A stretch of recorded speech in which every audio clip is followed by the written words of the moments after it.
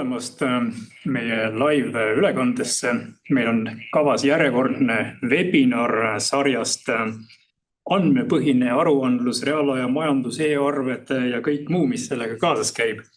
Täna on mul hea meel stuudios tutvustada teile digimajandusosakonna juhti Serli Heinsood, kes räägib meiega avameelselt kõigest sellest, mis puudutab reaalaja majandust ja mida need reaalaja majanduse tulemid ettevõtluskeskkonnale kaasa toovad. Tere tulemast, Serli!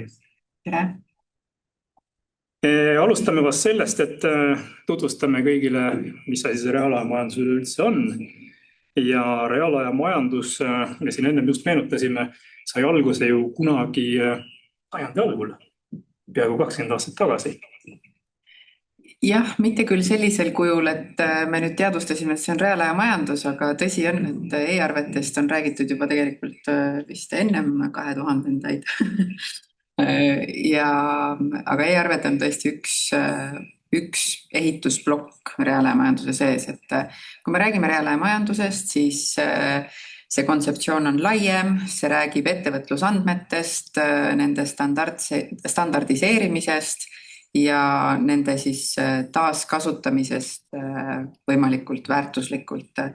Et kui meil on erinevad ettevõtlusprotsessid, siis need andmed oleksid seal automaatselt kasutatavad erinevate eesmärkide täitmiseks ja et seda manuaalset tööd oleks seal ettevõtte sees võimalikult vähe. See võib hõlmata nii ettevõtte siseseid protsesse, kui me räägime, tootmine, ladu, müük, projektijuhtimine, see võib tähendada ka ettevõtete vahelisi tehinguinfo vahetamist. Tehinguinfo väga tihti sisaldab, tooteinfot, et see läheb tegelikult, sa võid vaadata reaalamajandusest nagu hästi ümmarguselt ja siis vihmavarju vaates, aga sa võid sellega minna ka väga detaili, näiteks, ühe toote jalajälje numbrini või midagi sellist. Ja kui meil need andmed on kõik kvaliteetsed ja head ettevõtte enda sees, ettevõtete vahel, siis me saame hakata kasu lõikama nendest teenustest, mida sinna peale luua. Ja majandusministeeriumi esindajana me siis seisame selle eest, et see aruandlus või suhtlus riigiga oleks võimalikult lihtne, et me saame nügida reaalaja majanduse vaatest ettevõtjaid võtma kasutusele erinevaid paremaid lahendusi, standardiseerima oma andmeid, toetada neid selles, tõsta teadlikkust, aga me ei saa minna ja seda asja ise ära teha. Aruandluse vaates see on see koht, kus me saame palju ise ära teha. Avaliku sektori asutused, kõik, kes aruandluskohustust seavad, julgen öelda, et enamus on nendest on meil laua taga ja me üheskoos siis seda tööd seal ka teeme, et see aruandlus lihtsamaks läheks. Eks see aruandlus ongi ilmselt põhiline teema, millega nii raamatupidajad kui ka ettevõtjad on alati niimoodi muret tundnud, et kuidas me täpselt seda andmepõhist aruandlust peaksime tegema ja mis me sellest tolku saame. Et me nüüd hakkame edastama näiteks majandusaasta aruande andmeid, mis juba mikroettevõtete puhul toimib, üle mingisuguste andmesildade. Ja see kõik toimib ju olukorras, kus küberturvalisus on muutumas suureks teemaks, mis tähendab, et võib-olla paljud isegi ei taha olla kogu aeg online ja vahetada andmeid automaatselt ja nii edasi.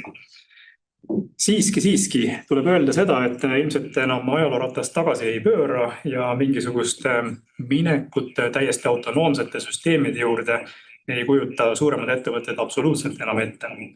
Väikesed ettevõtted, mida on Eestis ju 10 000, valdav mass ongi ju mikroettevõtted, nende jaoks tundub see kõik selline, milleks seda meil vaja on. Ja selle mikroettevõtja seisukohalt ei muutu ju praktiliselt midagi, eriti veel, kui sa oled selline, ütleme, alla 10 000 eurose aastakäibega väikene, ütleme siis taskufirma, mida tänapäeval on meil ju 10 000. Ja nüüd mingisugune üks nupuvajutus või 30 minutit raamatupidaja tööd, et see väga palju ju kokkuhoidu justkui ei ole. Et kas me selle mikroettevõtja vaate oleme siin riigi poole pealt hästi läbi mõelnud, et kuidas need mikroettevõtjad sinna digimajandusse niimoodi integreerida, et nad tunnetaksid, et see on neile jõle kasulik? Mikroettevõtja poolt, seal on väga mitu erinevat nüanssi, ma arvan, mis mõjutavad mikroettevõtjate digitaliseerimise taset. Alustades sellest, et millises põlvkonnas on mikroettevõtja, millise innovatsioonisoovi või uuendusmeelsusega ta on, kui kiire tal on ja kõik need muud asjad seal juures, et mina olen ka mikroettevõtja ja mul ei ole siis liiga palju aega, et selle paberimajandusega seal tegeleda, mistõttu ma väga hindan seda, kui protsessid liiguvad automaatselt, kiirelt, kõik on tehtud, aga samal ajal on see usaldusväärne ja kontrollitav. Et ma tahaksin öelda, et see on natukese ka nagu üleminekuperiood, et kui täna on kindlasti neid mikroettevõtjaid, kes tunnevad, et nad ei vaja neid digilahenduste kasutusele võttu ja see on väga okei, hea küll. Ja siis on nooremad mikroettevõtjad, kes on peale tulemas, nemad ongi elanud nutiajastul. Nad ei kujutaks ettegi, et nad teevad midagi, mis ei ole seotud digiga.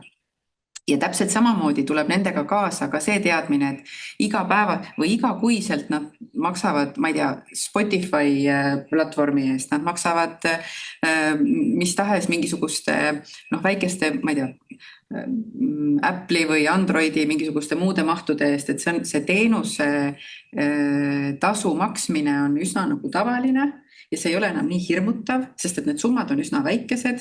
Nii et ma arvan, et see mõttemaailma muutus tuleb ka meie põlvkondadega kaasa. Et ehk siis, mis ma tahan öelda, et võib-olla ei peagi minema seda mikroettevõtja mure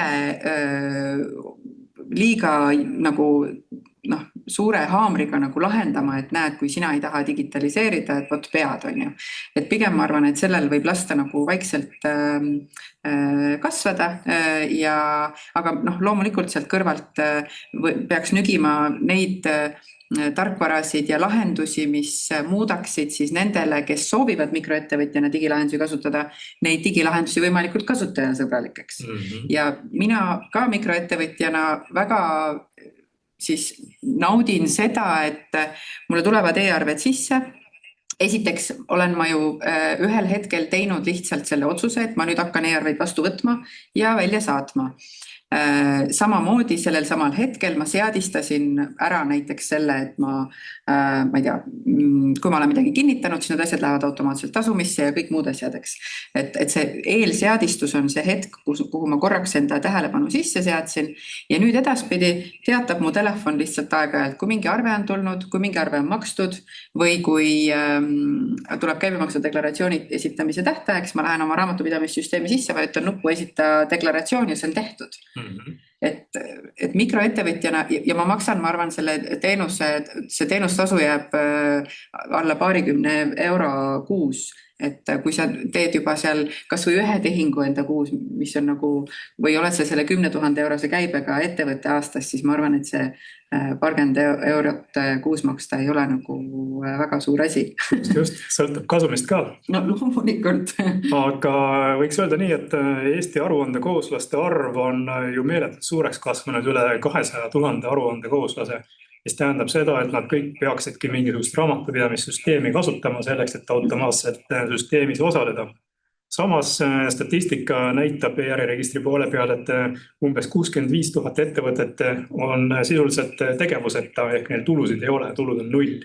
Need on need, kes on aastaaruande esitanud ja näidanud, et neil tegevus puudub. Pluss on veel 10 000 neid, kes ei ole aastaaruannet esitanud, kelle kohta me ei tea, mis neil seal täpselt sees toimub. Ja tegelikkuses ka need kõige väiksemad, võib-olla need tasku ja riiuli ja mis iganes firmad, nemad ikkagi peavad selles digitaalses ökosüsteemis osaleda saama nii, et nende partnerid ei peaks neid survestama, et kuule, saada mulle e-arvet. See peaks toimuma nagu loomulikult ja see loomulikkus ilmselt hakkab siis realiseeruma, kui kõik need e-teenused, mis on ümber selle digiettevõtja ehitatud ja tema jaoks mõeldud, olgu siis ettevõtja digivärav või tänased e-maksuameti või äriregistri teenused, kui nad kõik koonduvad üheks mugavaks teenuste komplektiks, mida näiteks aitab sul kasutada sinu professionaalne raamatupidamisteenuse pakkuja. Ja raamatupidamisteenuse pakkujad 100% absoluutselt kõik nad kasutavad ju majandustarkvarasid, muidu nad ei oleks efektiivsed. Ja võib-olla see ongi see koht, kus riik koos raamatupidajatega peaks seda ökosüsteemi ehitama niimoodi üles, et mikroettevõtja ei saaks seda eirata. Täna on nõnda, et minu kui raamatupidamisteenuse pakkuja juurde tuleb kord aastas mingisugune punt ettevõtjad, ütlevad, mul vaja majandusaasta aruanne ära teha. Me vaatame, et see on nüüd tore küll, meil on olemas andmesild ja saame automaatselt andmeid edastada, aga meil on terve aasta andmed kuidagimoodi sinna sisse saada sellesse süsteemi, et neid edastada. Ja nüüd on nagu see koht, et kas need väikesed ettevõtjad, kellel on seal nullist suurem käive, kuidas nemad panna kasutama kõiki neid mugavaid teenuseid, mida me oleme loonud nii erasektoris kui riigi poolel. Riik kusjuures on ju erasektori eest teinud ära ka selle nii-öelda mikroettevõtetele mõeldud e-arveldaja, mis on üks tore raamatupidamissüsteem, juba pikemat aega on võimalik sellist kasutada, kusjuures selle hind on väga väike. Ehk siis, kui sa lähed raamatupidaja juurde oma dokumendipakiga kord aastas, siis majandusaasta aruande tegemine on kallim kui see, et sa kasutaksid igapäevaselt e-arveldajat ja maksad seal mingisugune 6 eurot kuus. Ehk siis 6 korda 12 on oluliselt väiksem summa kui see, mis sa pead raamatupidajale maksma, kes siis nõuab, et anna oma dokumendipakkina sisestama mingisse muusse süsteemi. Ehk mõnes mõttes on riik tegelikult loonud selle ökosüsteemi jaoks kõik eeldused. Digimajanduses osalemiseks kõik süsteemid, e-teenused on püsti. Nüüd on küsimus, et miks paljud väiksemad firmad neid ei kasuta. Ja ei kasuta tõenäoliselt sellepärast, et esiteks nad ei raamatupidamisest töödega mütsi, ehk nad ei tahagi kasutada e-arveldajat, sellepärast et see on ju mõeldud raamatupidaja jaoks, mitte ettevõtja jaoks. Ettevõtja ei tunne, ei oska seadistada isegi seda e-arveldajat või mis iganes muud raamatupidamissüsteemi. Ja teisest küljest võib-olla riik on ka selles mõttes võtnud kõiki ühe malli järgi, et olgu sul 5 tonni aastakäive või 5 miljonit aastakäive, sa oled täpselt ühe samasugune raamatupidamiskohustuslane. Sa pead täpselt ühte samamoodi esitama mingisuguseid andmeid kuhugi. Okei, väike vahe on, et mikroettevõtja esitab aastaaruande jaoks oluliselt vähem andmeid kui keskmine või suur ettevõte, aga sellegi poolest, kui ma vaatan täna, jällegi praktikas näeme, ettevõtja, kes ise tahaks iseseisvalt seda, ütleme siis, e-äriregistris olevat majandusaasta aruannet täita, ta mingil hetkel jääb seal kindlasti hätta. See on suurepärane süsteem, mis nii-öelda kontrollib kõiki, kas asjad klapivad, kas sul bilanss klapib, kas sul bilansis olevad numbrid klapivad kasumiaruandega ja nii edasi. Aga tegelikult ettevõtja sageli ei mõista nende majanduslikku sisu ja ei oska ka neid õigeid numbreid õigesse lahtrisse panna. Ja siis muidugi tulevad jälle raamatupidajad appi ja ütlevad, et davai, teeme selle aasta aruande siis koos ära või anna oma need dokumendid siia, ma teen selle sul ise poole tunniga ära. Ma võin kihla vedada, et 10 000 ettevõtjad, kes täna on OÜ staatuses, tegelikult esitavad kassapõhist aruannet. Ja isegi pakutakse mõningaid tarkvaralahendusi, mis sisuliselt ütlevadki, et anna oma panga väljavõtte ja ma teen sul majandusaasta aruande selle baasil ära. See on keelatud. Ehk tegelikkuses ei tohiks seda teha. Ja praktikas, ütleme, et kedagi ei koti. Ehk siis keegi kontrolli seda, et kas sa nüüd tegid päriselt tekkepõhise või kassapõhise aruande. Ise olen süüdi, tunnistan siin sadade kuulajate ees, et ka minu üks MTÜ-dest, mis on aruande kooslane, teeb kassapõhist aruannet. Ehk siis võite mind üles puua, kui tahate, aga põhimõtteliselt ma ei hakka teistmoodi tegema. Sellepärast, et kassapõhise aruande esitamine minu kui raamatupidaja jaoks on super lihtne e-äriregistris. Võtan panga väljavõtte, panen mõned numbrid sisse, vaatan, et asjad klapiksid, 30 minutit on aruanne tehtud, kõik on rahul, keegi ei kontrolli kedagi, mis siis, et mul raamatupidamiskohustus on täitmata. Ja seda räägib teile Eesti Raamatute Kogu juhatuse esimees, kes tegelikult peaks ütlema ai, seadust tuleb ju täita. Aga päriselt keegi ei kontrolli seda. Maksejõuetuse teenistus, mis on Tarbijakaitseameti juures, on tõstatanud ju mitu korda teema, et tegelikkuses me loome ettevõtteid ilma osakapitalita ehk mõnes mõttes me loome maksejõuetuid ettevõtteid kohe algusest peale. Tal ei ole mingisuguseid varasid, sissemakseid tegemata. Noh, ka siis, kui veel ei olnud see 1-sendine osakapitali nõue, ka siis oli nõue 2500. Millal maksta sisse? Siis, kui tahab dividende võtta. Tegelikult võetakse neid nii-öelda dividende ka selliselt, et mul ikka on osakapital sisse maksmata. Kassapõhiselt lähenetakse, mul pangas raha on, andke see raha siia. Noh, raamatupidaja võib seal sõrad vastu ajada, öelda, et ei, et nii ei tohi, et seadus näeb ette, et sa pead osakapitali sisse maksma, siis võid dividendid endale välja arvestada ja välja maksta. Aga kui paljud seda praktikas teevad?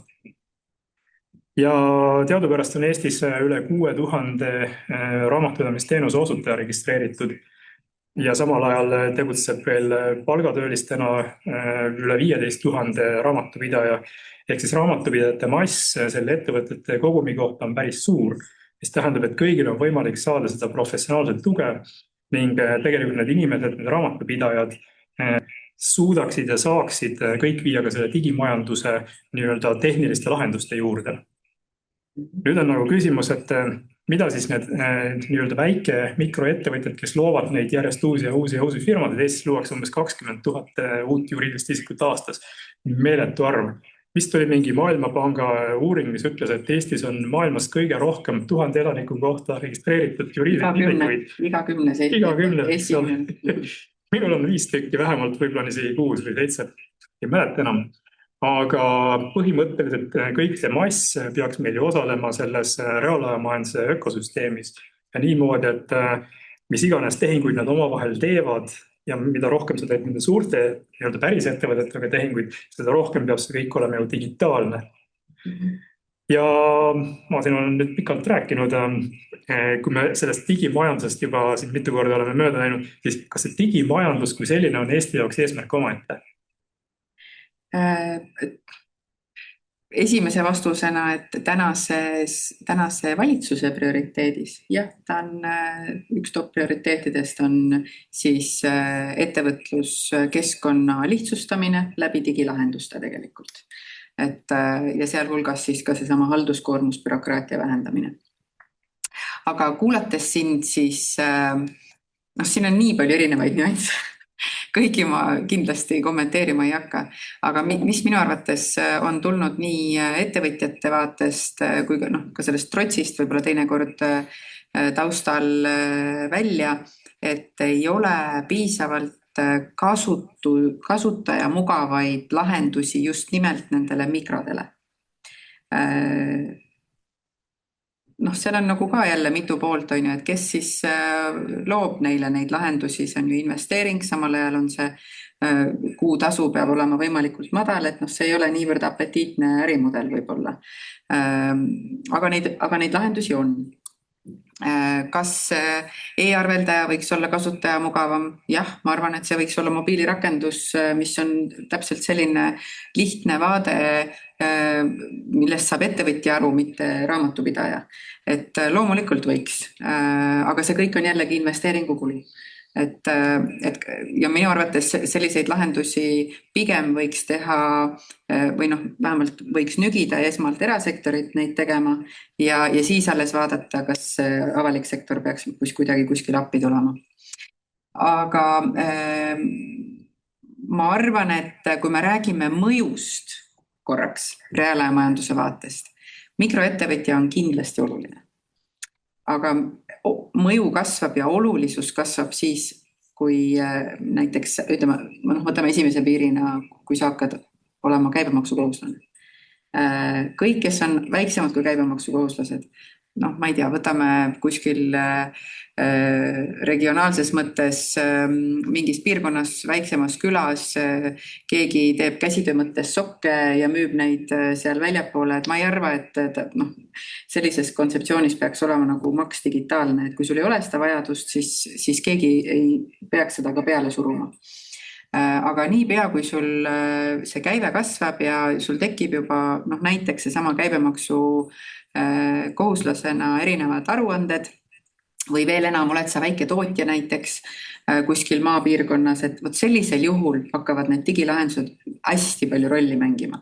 Et just nimelt sa oled väike, aga samal ajal on sul väga palju, kui me võtame väike tootja, et samal ajal on sul väga palju erinevaid nagu ettevõtte siseseid protsesse, mis võiksid omavahel võimalikult integreeritult suhelda ja sa võidad sellest nii palju rohkem, samal ajal mitte liiga palju inimesi tööle võttes. Et võib-olla vaadata just nagu mõju baasilt, et kus kohas need suuremad mõjunumbrid asetsevad, sest et näiteks väiketootjal, kui ma vaatan aruandluse vaatest, siis väiketootja ilmselt peab esitama oluliselt rohkem aruandeid kui võib-olla mina, kes ma olen ka mikroettevõtja käibemaksukohuslane, aga minu aruanded ongi ainult käibemaksuaruanne ja majandusaasta aruanne, ongi kõik. Et kuna ma olen teenusettevõtja, et seal need ettevõtete raskusastmed on ka nagu nii palju erinevad ja uuesti, et reaalmajanduse mõju kasvab ettevõtte suurenedes või keerukuse suurenedes. Et ja sinna me oleme ka selle siis fookuse pannud. Et kui me näiteks võtame majandusaasta aruanded, millest me juba rääkisime, siis jah, see hõlmab kõiki Eesti ettevõtjaid ja siis hakates sealt tulema käibemaksudeklaratsioonid ja tulu- ja sotsiaalmaksudeklaratsioonid, TÖRid ja kõik muudeks. Aga näitena, sektoripõhiste näidetena meil on näiteks põllumajandussektor, millest väga tihti ei räägita.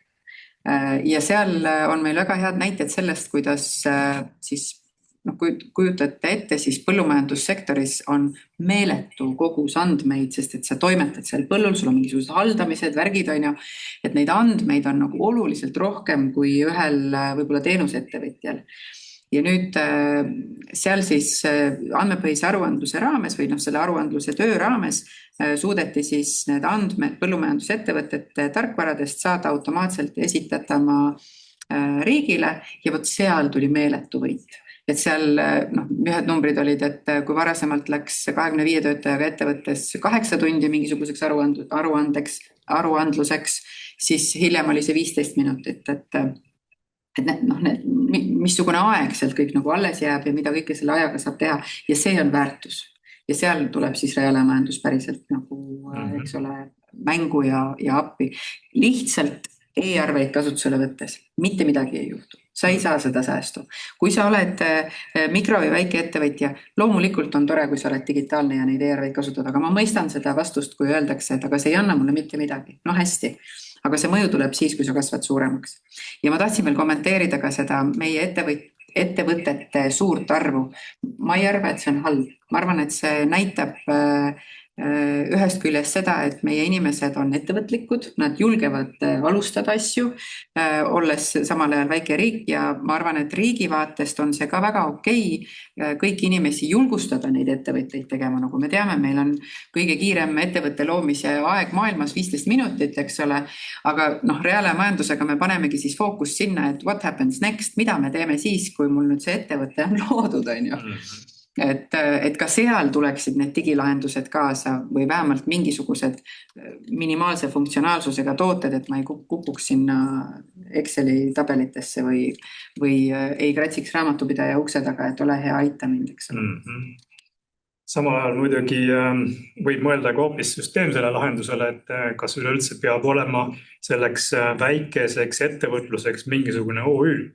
Võib-olla on tark teha tulevikus niinimetatud ettevõtluskonto stiilis asi a la mikroettevõtluskonto ettepanek, mis ma olen ka Rahandusministeeriumile korduvalt teinud ning las toimetab kassapõhiselt. Ehk siis tal on mingi pangakonto, ta tohib esitada arvet päris ettevõtetele, aga ta ei pea raamatuid pidama ja ta ei ole aruande kohuslane, sest kogu ütleme siis maks võetakse talt kassapõhiselt ka sel hetkel, kui toimub laekumine. Täpselt nii nagu ettevõtluskonto täna toimib, mida kasutavad ju tuhanded inimesed oma väikeste teenuste pakkumideks, kes ei taha neid OÜ-ga kaasnevaid kohustusi täita. Ja ma arvan, et seal see vähemalt majandusministeeriumi poolt või ütleme, ka mu enda isiklik arvamus on see, et me peamegi toetama meie inimesi olema, ütleme siis nii, ka ma ei tea, kas leidlik on õige sõna, aga või selle ettevõtlikkuse taga on võib-olla see, et kui ma olen näiteks täna palgatöötaja, siis see ei pea olema see, mida ma teen nüüd kogu aeg ja ainult see. Et nagu tõstagi seda ettevõtlikkust, et see on okei, kui ma toimetan ka muude asjadega sealt kõrvalt ja see on lihtne. Et see ei jää kuidagi kinni. Jah, küsimus on selles, et kui ma nüüd selle ettevõtte olen loonud ja ma seda enam ei taha, kui lihtne on seda kinni panna? Keeruline, olen proovinud. Et ma saan aru, äriregister on tegelikult teinud väga, selles mõttes, et ühest küljest küll piits lahendus, aga teisest küljest ma olen kuulnud väga palju tagasisidet selle kohta, et jube tore, et äriregister panebki ise kinni, kui sa mitte midagi mingi aja jooksul ei tee ja ma ei pea tegelema sellega, et see asi nagu isegi kuidagi kinni hakata panema. Eks sellega kaasnevad ka kindlasti mõningatele omaette järgmised mured, aga sealt edasi, et mina näiteks kohe näen siin kõrval seda, et kui me oleme nii lihtsaks teinud ettevõtte loomise, siis peaks ka see ettevõtte kinnipanemine olema täpselt samasugune lihtne, kiire, 15 minutit protsess, et neid seal ei oleks, neid seal riiuli peal nii palju. Just mõtleme, et 15 minutit, aga kui nüüd äriregister vahepeal siin majandusaasta aruande esitamata jätnud ettevõtteid sulges, siis see käis ilmselt 15 sekundiga. Aga seda me saame küsida hiljem äriregistri esindajatel. Aga mõeldes selle peale, et me ikkagi tahame seda digimajandust luua ja olla kogu maailmale eeskujuks, et mismoodi see moodne ökosüsteem võiks toimida ja välja näha, siis kuidagi jube aeglaselt läheb asi. Et me siin rääkisime algul, et 20 aastat tagasi see kontseptsioon loodi, 10 aastat tagasi hakkasime meie isiklikult seda teemat ajama, küll e-arveid, andmepõhiste aruandlust ja nii edasi. Õnneks me näeme täna, et kõige suuremad tegijad, äriregister, Maksu- ja Tolliamet, Statistikaamet on võtnud asja tõsiselt ja reaalselt lahendused on turul kas olemas juba või tulemas kohe-kohe.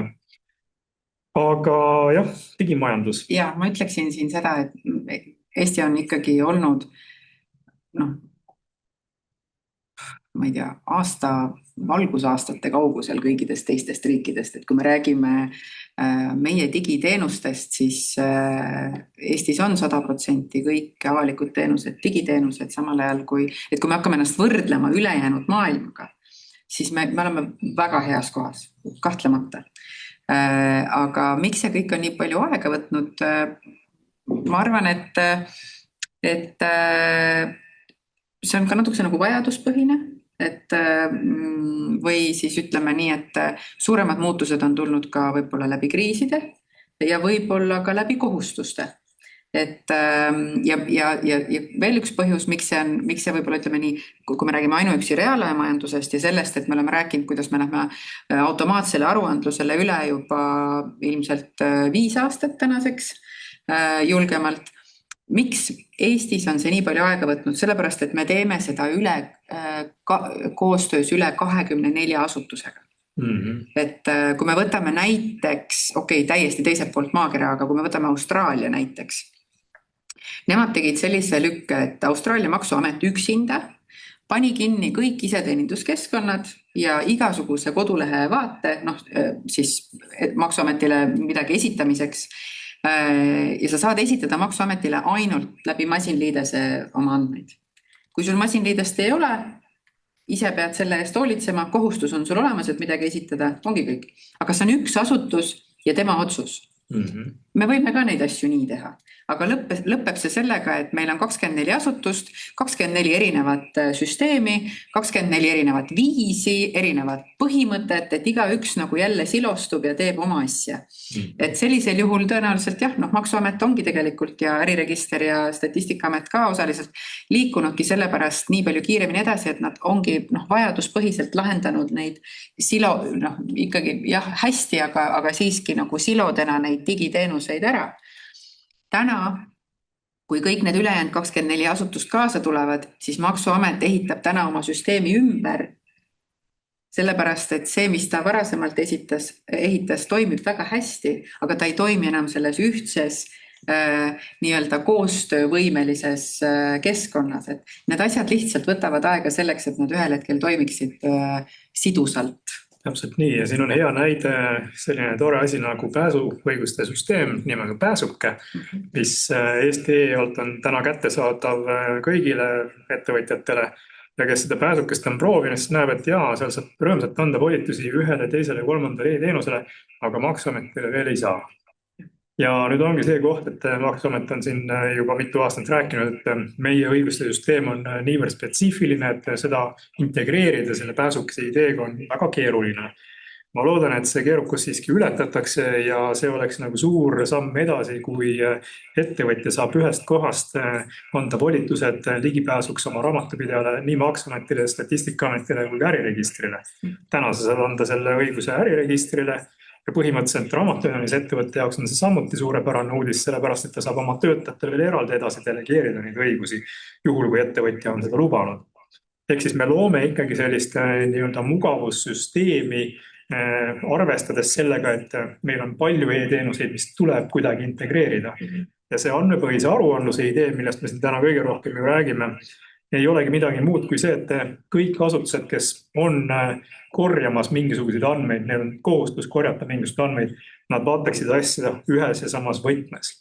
Ehk seesama kontseptsioon, et kui me näiteks majandustehingute kohta tahame infot saada raamatupidamiskirjendist, siis kõik see, mida on võimalik majandustehingu juures kajastada raamatupidamiskirjendis, peab rahuldama kõikide asutuste aruandluskohustuse nõudmise vajadust. Selle andmevälja raames. Täpselt. Ehk siis, kes veel ei ole aru saanud, mis asi on andmepõhine aruandlus, siis ma veel täpsemalt nimetaks seda raamatupidamiskirjendi põhiseks aruandluseks, kus on siis võimalik lisada ükskõik millise majandustehingu kohta käivale andmestikule konkreetseid tunnuseid, mille alusel saab välja noppida Maksuametile, Statistikaametile, võib-olla PRIA-le, Keskkonnaametile, teistele asutustele, kõiki võimalikke andmeid, mida just nemad on sunnitud korjama, kuna nende määrused näevad seda ette.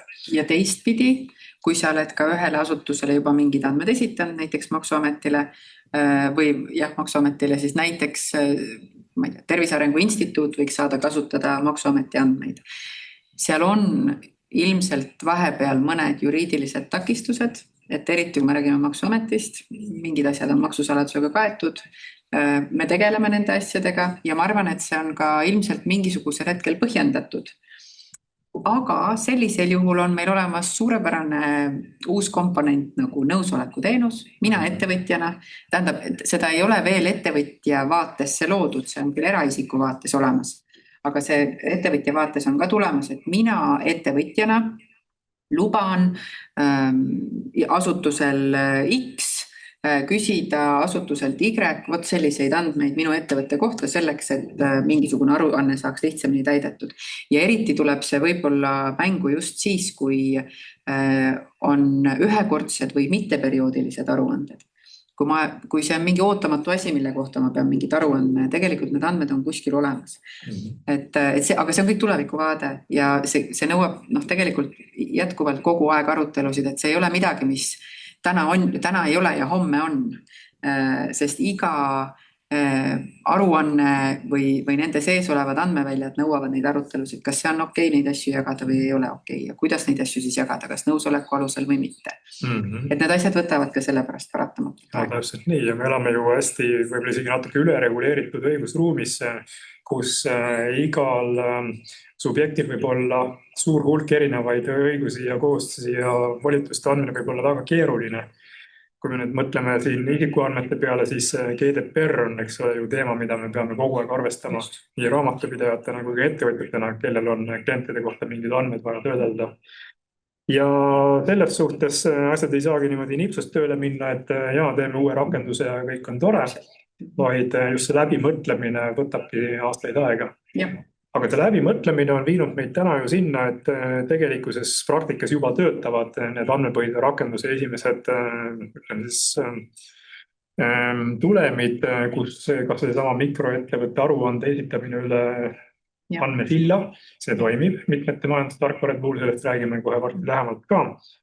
Ja samamoodi toimib ju see, et e-äriregistris olevate majandusaasta aruande andmete põhjal saab täita eestatis olevaid Ecomari aruandeid näiteks.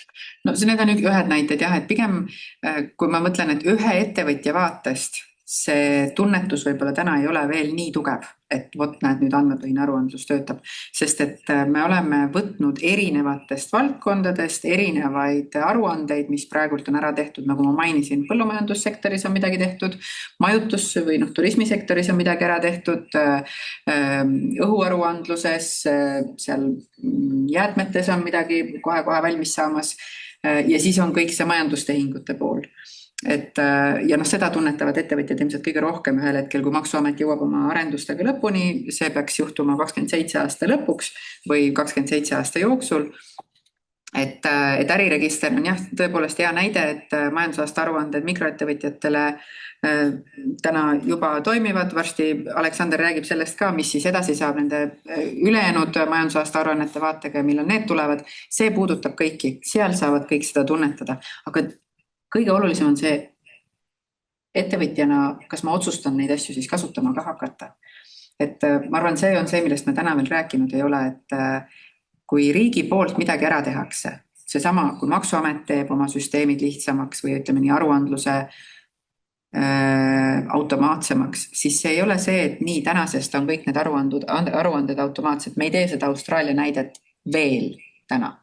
Me teeme seda, et sul on täna võimalik nii esitada, aga sul on homme võimalik ka nii esitada. Ja kui ettevõtja ise ei otsusta, et ma nüüd hakkan automaatselt oma asju esitama, siis tema jaoks ei muutu mitte midagi. Et see on kahepoolne ots, eks ole, et avalik sektor võib need asjad kõik valmis teha, aga see on ainult võimekuse loomine. Kui ettevõtja otsustab ikka jätkuvalt teha asju nii, nagu ta on siiamaani teinud, siis mitte midagi tema jaoks ei muutu. Ja siis ei maksa ka selles mõttes kritiseerida, et aruandeid on nii palju, kui ise teistpidi neid erinevaid süsteeme ei kasuta. Ja seal on veel erinevaid tahke. Kui täna kasutatakse, kui üks ettevõtja kasutab täna tarkvara, mingisugust sellist tarkvara, mis veel ei oma neid liidestusi erinevate asutustega, siis see on ka omaette nõudlus tekkimas, nagu siis nende kasutavate ettevõtjate poolt, et need tarkvarad teeksid ka need arendused ära ja need liidestused tekiksid. Et sellisel, loomulikult ma olen täna ettevõtja, ma tahaksin kõiki neid rakendusi kasutada, mis võib-olla ühel hetkel kõik olemas on, aga ma ei saa sellepärast, et mu tarkvarapakkuja neid mulle ei paku. Ja siis on mul valik, kas ma vahetan seda või teeb minu enda tarkvarapakkuja selle ära. Siis tekib seal, ütleme nii, meie kui ministeeriumi strateegiliste partnerite juures tarkvarapakkujate vaatest ka loodetavasti selline, tegelikult see juba täna toimub, nad kõik tublisti juba arendavad, aga et ka selline siis ärikeskkonna vaatest, kes teeb, kes ei tee ja sellised otsused siis seal, eks, et ja nüüd selle sama tarkvarapakkujate, et meil on circa 30 tarkvarapakkujat vist umbes. 60. Okei, juba 60, et meil on selleks, et nemad teeksid oma süsteemid, liidestaksid ära.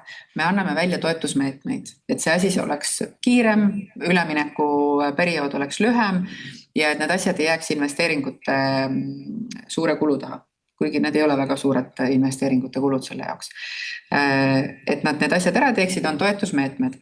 Nii et kui see initsiatiiv tuleb näiteks tarkvara poolt, et ma nüüd otsustan, et ma teen kõik need liidestused ära, siis järgmine küsimus on see, et kui automaatselt ta pakub neid oma klientidele. Kui üks tarkvara omab 5000 klienti, kes on siis kõik need ettevõtjad, ja kui ta teeb lihtsalt ühe lisanupukese, et sa võid seda kasutada, aga sa ei pea, siis jällegi see ettevõtja, sa võid teha nii palju turundust kui tahes, võib-olla esimene uptake on 5-10%, aga need ülejäänud ei tule kaasa. Et see on nüüd muidugi kasutaja vaatest, mina isiklikult räägin, et minu arvates e-arvete kasutus võiks olla täpselt samamoodi, et minu jaoks kasutaja vaatest on lihtsalt nupp saada arve ja mitte see, et kas ta on PDF-is või e-arves või kuidagi kolmandat moodi, et kui juba seal vastas on see. Ma tean, mõndadel tarkvaradel ongi täpselt niimoodi juba ka seadistatud, aga mitte kõigil. Et see kasutusmugavus on nii oluline, et me ei peagi võib-olla tihtipeale rääkima nendele ettevõtjatele, et hakake kasutama digilahendusi või miks te ei esita käibemaksu deklaratsioone üle masinliidese, vaid tihtipeale on see sama tarkvarapakkuja enda sisemiste protsesside muudatus selleks, et see oleks nagu loomulik. ja tegelikult majandustarkvara, raamatupidamissüsteemide arendajad, operaatorteenuste pakkujad, see ongi ju see kõige kriitilisem osa, sest ilma nendeta ei eksisteeri meil mingisugust reaalaja majandust, mingisugust digimajandust.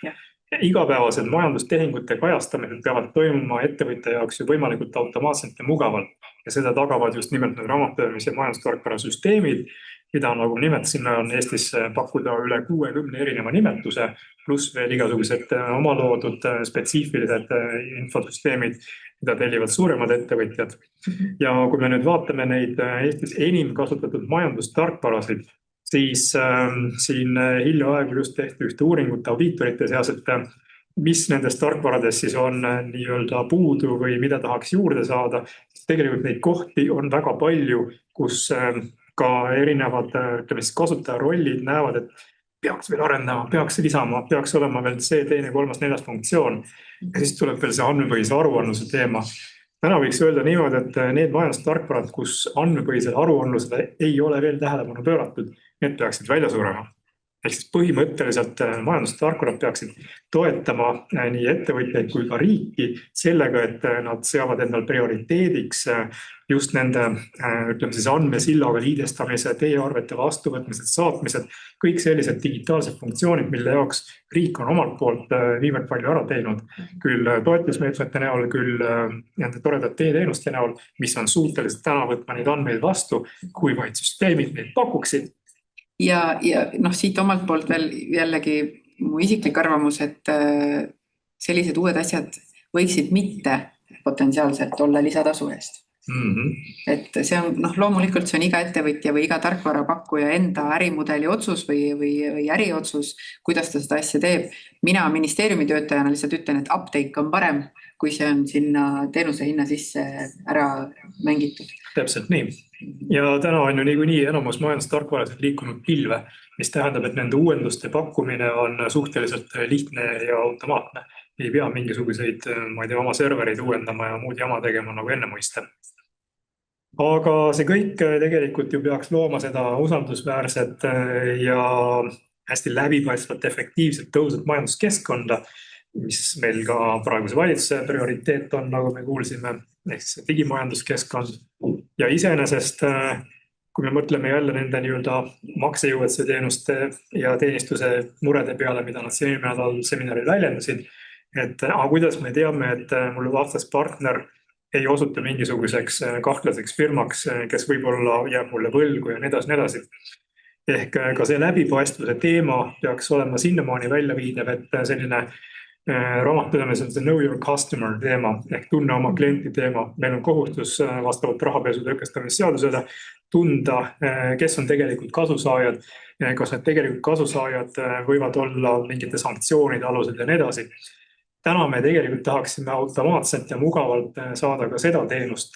Ehk siis, kui mul partner soovib näiteks mingisugust teenust või toodet osta, ma pean hakkama täna uurima tema tausta küll võib-olla krediitinfo mõne muu kanali kaudu, et kas mul on võimalik talle võlgu müüa 30 päeva mingisugust maksetähtaega anda. Et kui meil on see nii-öelda digimajandus, siis võiks olla ka need usaldusteenused.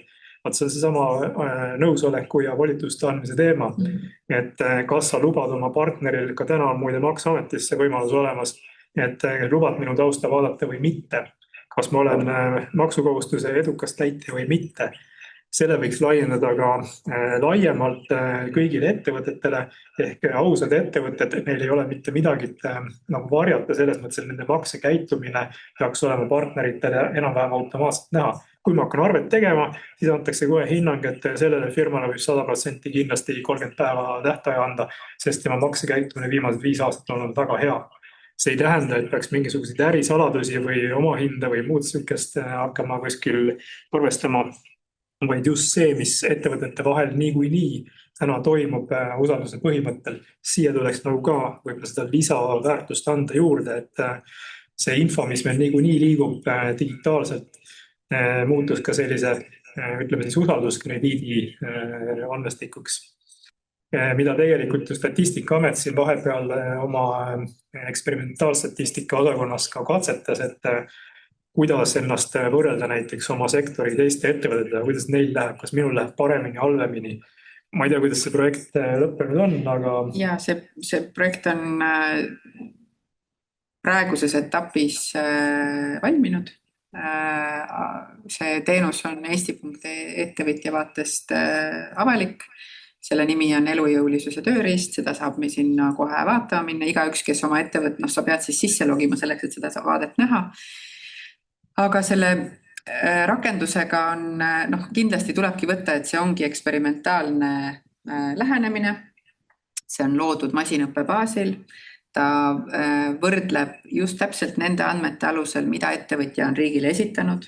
Ehk siis, kui sa oled esitanud vigaseid andmeid või sisult mitte õigeid andmeid, siis täpselt sellist vaadet sa seal ka vastu näed. Ja täpselt niimoodi nagu kõikide muude tehisintellekti lahendustega, see ei anna sulle alati 100% tõtt. Et sa pead, ta on tööriist, ta ei ole sinu eest kuidagi otsustaja, ta ei anna sulle hinnanguid, ta lihtsalt aitab sul näha paremini suurt pilti, mida sa pead ise tegelikult kõrvalt oskama ka valideerida. Et näiteks ta ongi eelkõige just mõeldud mikro- ja väikeettevõtjatele, kellel võib-olla ei ole seda igapäevast võimekust endale pidevalt mingit finantsjuhtimist või midagi sisse osta, et kuidas tal nüüd läheb või mida ta peaks muutma. Siis see tööriist annab seal ka mingisuguseid prognoosimõtteid, et ma ei tea, mida siis täpsemalt kuskil muuta või kuhu tähelepanu pöörata, kus on midagi natukene kehvasti. Aga ikkagi uuesti, et sellel hetkel, kui see, ta ei ole hinnang, ta on pigem lihtsalt see vaade sinna sisse, et kui sa seda vaadet seal näed, siis sa kindlasti pead minema ja valideerima selle üle, et kas mul päriselt on ka need asjad niimoodi. Et ta pigem tõstab su tähelepanu, palun vaata näiteks oma, ma ei tea, maksevõime üle või oma tööjõu efektiivsus üle, et meil on seal 5 dimensiooni, mida ta täiesti eraldi kõike hindab, tööjõu tootlikkus, vabandust. Et sellised tööriistad võiksid tulevikus, neid võiks kindlasti rohkem olla. Ma arvan, et neid võiks kindlasti ka erasektoris ühel hetkel tekkida. See, miks me selle riigisektor või ütleme siis riigi poolt lõime, on väga lihtne põhjus. Nendele andmetele, mida seal taustal töödeldakse, on õigus töödelda ainult Statistikaametil. Ja mitte keegi teine nendele andmetele ei tohi ligi pääseda ja see rakendus ise toimib ka täiesti iseseisvalt Statistikaameti kõhus. Et selles mõttes, et neid tulemeid ei näe tegelikult keegi ja keegi ei tee nende pealt mitte ühtegi otsust, et see vaade, mida mina ettevõtjana seal Eesti.ee-s näen, mitte keegi teine seda ei näe. Ja see on minu enda otsus, kas ma siis jagan seda kellelegi või mitte. Aga jah, kui sa ütled know your customer vaatest, siis muidugi ühel hetkel, kui me mõtleme, et täna on ta eksperimentaalses versioonis justkui abistav tööriist, kas ta võiks ühel hetkel olla midagi, mida ma välja jagan? Miks mitte? Aga uuesti, et otsust ja valideerimist, nii nagu kõikide chati sarnaste rakendustega, me ei usu ju mitte ühtegi asja, mida meile sealt öeldakse.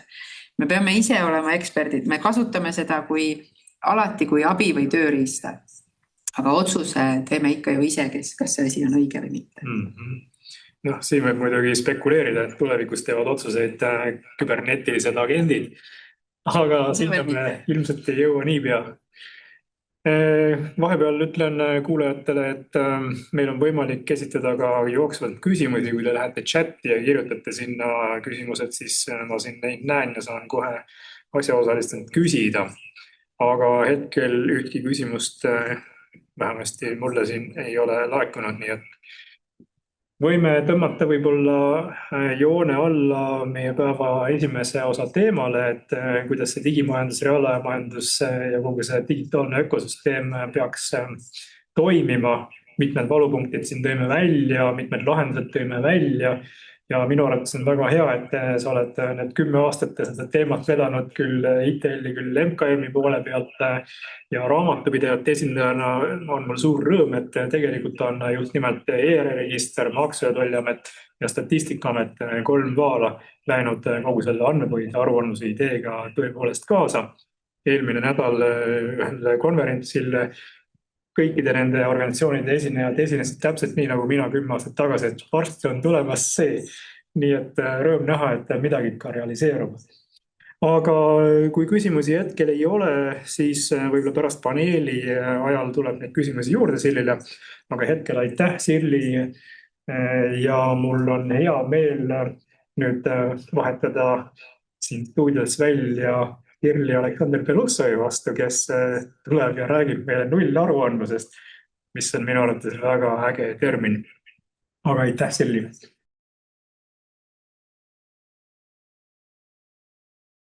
nii, ja mul on hea meel tervitada Aleksander Belussovit, e-äri registri kõige suuremate huvitavamate uuenduste eestvedajat ja nullaruandluse projekt on sinu projekti nimi. Tiimi nimi on nullaruandlus. aga jah, täna tegeleme aktiivselt andmepõhise aruandlusega ja meie suurim toode põhimõtteliselt on andmesild, millest juba siis eelkõnelejaga põgusalt arutasite. Ja täna me sellest ka kindlasti veel detailsemalt räägime. Suurepärane. Ehk siis nullaruandlus tegelikult ei tähenda seda, et meil on null andmeid, vaid seda, et me ei peaks enam lillegi liigutama, kui me aruannet koostame ja edastame neid andmeid. Sul on täpselt õige arusaam. Ehk ikkagi meie visiooni kohaselt aruandlusele ei tohiks tulevikus raamatupidaja eriti aega kulutada. Ja ettevõtja üldiselt, jah. Et see peaks tegelikult taustal juhtuma, kui muidugi kas ettevõtja raamatupidaja kasutab selleks, ütleme niimoodi, siis optimeeritud tarkvara.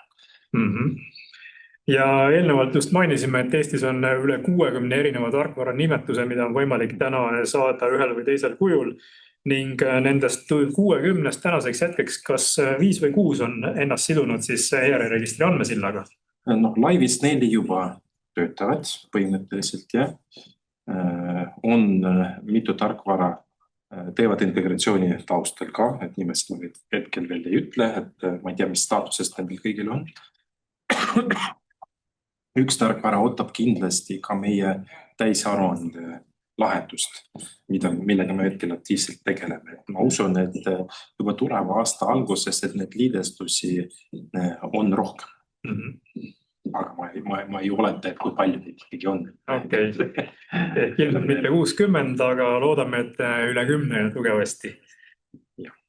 Kui me selle andmesilla kui teenuse kontseptsiooni juurde tuleme, siis selle juured paiknevad vist umbes 5-6 aastat tagasi ettevalmistatud projektides, kus siis majandustarkvarad valmistasid ette need andmekomplektid, mille alusel saaks automaatselt kokku panna ka majandusaasta aruande koos lisadega.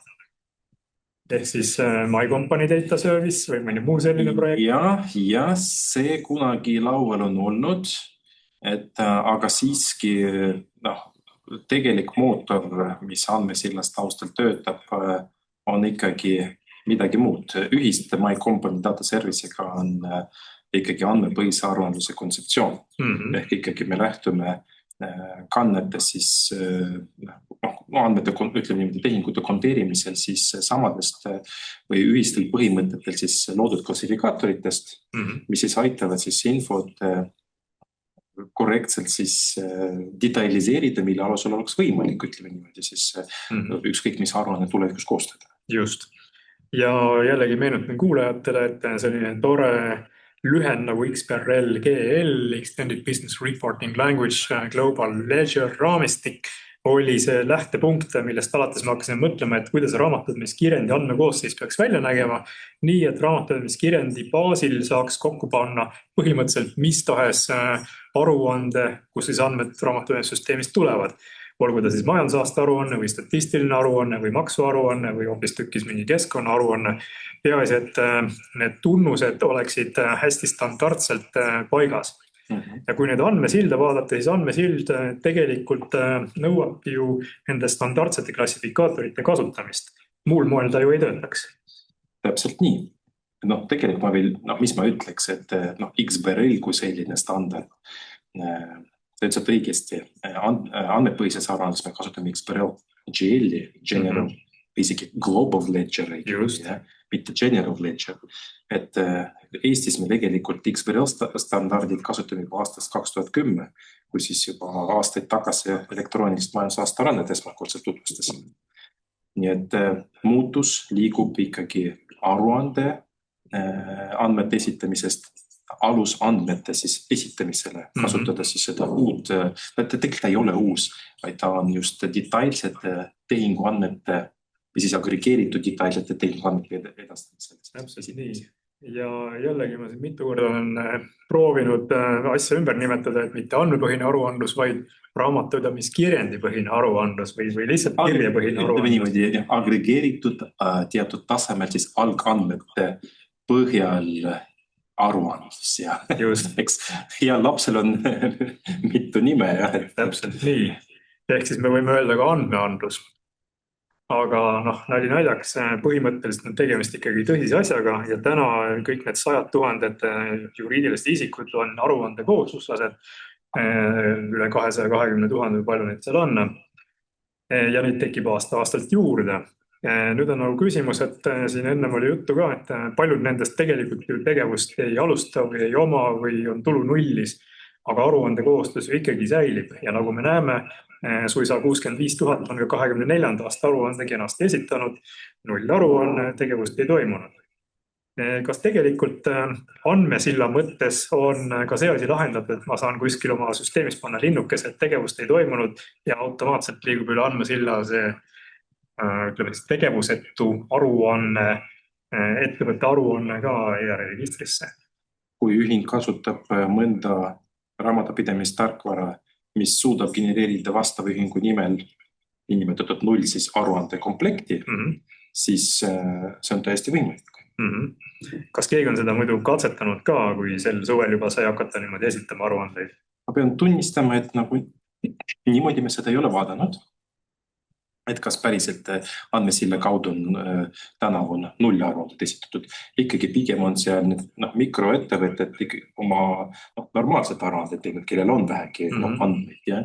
Et praktikas aga sisuliselt see on võimalik, sest ka andmepõhise aruandluse töörühmas null aruande esitamise võimalust me oleme ka aktiivselt arutanud, et see oleks võimalik, et see oleks olemas. Et põhimõtteliselt ka need, kes ei tegutse, sisuliselt saaks seda kasutada. Aga ma korra tuleks võib-olla siin ka siis tänase webinari esimese päeva ossa, et kus te Serliga arutasite ettevõtete kustutamise, et see võtab nagu palju aega. Siinkohal ma tuletan meelde, et kui tegevustühing ei ole alustanud, siis tal on tegelikult võimalik ettevõtet ka suhteliselt lihtsasti kustutada. Aga just nimelt ma rõhutan, tegevustühing ei ole alustanud. Ja seda saab täna mugavalt teha juba ka ERR-registris, et ühingu esindaja logib sisse, saab vastava kustutamistaotluse ära esitada, andes ka vastava sisulised kinnitused, et tegevust ei ole alustatud, kui kontrolltaustud näiteks maksud olematiga toimunud, andmed puuduvad, siis ei ole alust arvata, et midagi tegelikult taustul toimunud. Kui praktikas aga on toimunud ja see selgub pärast välja, siis ühingud on võimalik ka ennistada. Mitte nagu ühingu soovil, vaid tegelikult kohtu otsuseks, kui keegi tegelikult ilmub välja ja ütleb, see tegelikult on pättivat ja kustutada see enda, et tegelikult on mulle võlgu. Et ikkagi kasutame seda võimalust üksnes juhul, kui tegelikult päriselt tegevust ei ole alustatud. No see haagib selle teemaga, et kuidas me saame ettevõtete tausta kontrollida, et kuidas see läbipaistva majanduskeskkond võiks toimida. Aga samas, kui ettevõtja ei ole kasutanud mitte ühtki raamatupidamissüsteemi tema kohta, nagu andmeid otseselt ei olegi peale selle, mida ta on ise esitanud kuskile kas deklaratsioonide näol Maksu- ja Tolliametile või siis aastaaruande näol ERR-registrile, siis nagu polegi ju kellelgi võimalik kuskilt mujalt mingit täiendavat infi saada, vähemasti mitte automaatselt. Sul on täiesti õigus. Ja see ongi teatud vari moment põhimõtteliselt, et seni kuni ettevõtja riigiga andmeid ei jaga, kas ühe või teise aruande esitamise näol või kasuta mõnda riiklikku süsteemi, et kus siis vähegi võimalik oleks andmeid sisestada ja tegelikult riigil ei ole ju tänavu selle ühingu kohta andmeid. Täpselt nii. Ja jällegi maksejõuetuse teenistuse seminaril sai neid teemasid arutatud ja küsitud ka seda Maksu- ja Tolliameti käest, et mis te võite sellisel juhul üldse teha. Nemad veel laiutavad käsi, ütlevad, me ei saagi midagi teha, sest meile pole ühtki deklarit esitamata jäetud. Me ei teagi, et nad oleks pidanud esitama, nad ei ole käibemaksukohustused, eks ole. Võib-olla nad tegid seal mingisuguseid väljamakseid, aga me ei tea seda, sest Maksu- ja Tolliametil ju puudub reaalajas ligipääs ja üleüldse on väga raske saada ligipääsu, kui just ei ole mingisugust menetlust alustatud või kohtukessi ettevõtte pangakontole. Ehk siin on see koht, mida ma jällegi rõhutan, et võib-olla on mõttekas just nimelt seda nii-öelda mikroettevõtlus kassapõhist, pangakontopõhist süsteemi luua, mis välistaks selle, et me loome mingid juriidilised kehad, kus pealtnäha tegevust justkui ei toimu, sisuliselt võib-olla toimus, aga keegi ei saa sellest teada. Aga kui sa teed selle mikroettevõtluskonto, nii nagu täna on ettevõtluskonto võimalik teha ju eraisikul ka, siis need ettevõtjad saaksid ennast legitimiseerida, et me teemegi kassapõhiselt kõike, palun näed, siin on minu panga väljavõte, iga kell võite kontrollida, sealt maksud maha võtta. Ma olen aus, aga ma ei pea ühtki aruandekohustust, raamatupidamiskohustust ja muid asju täitma. Et võib-olla see kergendaks ka nendel nii-öelda päris heatahtlikel ja ausatel mikroettevõtjatel ettevõtlusega tegelema. Täitsa võib olla, et minu isiklik arvamus ka näiteks sellele seaduse muutusele, et tänu millele täna on võimalik osaühing kasutada näiteks 1 sendiga, osakapitali on 1 sendiga, et mina seda isiklikult ei toeta. Sest jällegi, nagu sa Margus enne mainisid, et tegelikult loome siin maksejõutud ettevõtted kohe algusest peale. Et kui sa ei suuda 2500 eurot leida, mis ettevõttest me räägime sellisel juhul. Meil on ka teisi õiguslikke vorme täna olemas, et mida saaks kasutada sellises olukorras. Täpselt nii. Ja me teame ju praktikas ka seda, et kui oli see 2500 euro nõue, siis reaalses elus, kui palju seda sisse maksid. Tegelikult me ju näeme, et üsna paljudel on see sissemaksed tegemata. Seda näitab ju ka aruandlus. Aga kui vaadata jällegi reaalset ettevõtlust, siis üks iseloomulik arv on töötajate arv. Ja kui aruandekohuslasi oli siin üle 220 000 ja juriidilisi isikuid on üldse 360 000 äriregistris läbi aegade, siis neid ettevõtteid, kus on ametlikult öeldud, et mul on vähemalt üks töötaja, need on umbes 87 000. Ja selle hulgas umbes 48 000 on need, kus on üks töötaja. Ehk siis kas ettevõte on ettevõte, kui tal on ainult üks töötaja või siis ainult omanik, kes ei ole ennast töötajanagi arvele võtnud?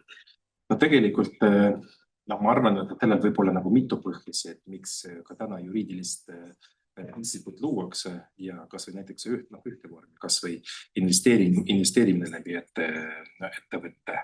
See on nagu märksa lihtsam ja vähem bürokraatlikum, kui näiteks eraisikule täna investeerida. Täpselt nii.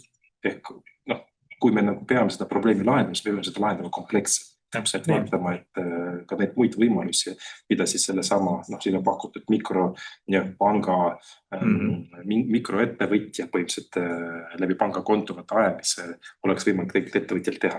Et selgelt vaata investeeringud, kui need läbi selle konto tehtud, et võiks täiesti eraldi käsitleda ja sealt tekivad kindlasti ka oma huvitavad küsimused. Täpselt nii, aga palju neid investoreid sellisel kujul on, võib-olla mingisugune 20 000, ehk siis teatud väike protsent. Jaa. Aga tulles tagasi selle mikroettevõtja aastaaruande juurde, siis kas nüüd pärast seda andmesilla valmimist nende 4 tarkvara, kus on asi laivis olemas, kasutajad hakkasid siis aktiivselt neid aruandeid uuel kujul esitama? Tuletame meelde tähtaegu ja millal kõik valmis said. Andmesilla me käivitasime sel aastal, aprillikuu teises pooles. Et kohe esimese nädala jooksul me proovisime seda enda järvelde näitel ja siis maikuu ja juunikuu jooksul liitusid ka ülejäänud tarkvarad, kes integratsiooni on ära teinud. Et juunikuu lõpuks oli esitatud circa 500 ühingu aruanded. Tänavu, kuna või tippaeg aruande esitamiseks on siiski ikkagi juuni lõpp, siis ei ole väga palju aruandeid juurde tulnud siin vahepeal. Kui ma ei eksi, siis circa 1200 unikaalse ühingu nimel aruandeid on tänavu esitatud läbi andmesilda. Ehk siin mitme kuu jooksul, ütleme 700 aruandeid veel on esitatud, mis on näitab, et andmesild vaikselt tõstab populaarsust juurde, et seda kasutatakse. Miks need aruanded on esitatud? Ma ei oska öelda, kas need olid esitatud sellest, et ühingul on tähtaeg on nihkes põhimõtteliselt, et nad ongi õigeaegselt esitanud oma aruanded lihtsalt hilisemal perioodil või keegi on avastanud seda võimalust ja proovinud läbi andmesilda seda teha, vaadata, mis tuleb välja või keegi pole õigeaegselt aruanded esitanud seda viivitusega. Et kõik võimalused on tegelikult olemas. Aga see näitab seda, et isegi kui me ei räägi, ei ole hetkel seda tipuaeg aruande esitamiseks, siiski andmesilda on ka vahepeal kasutatud. Väga positiivne.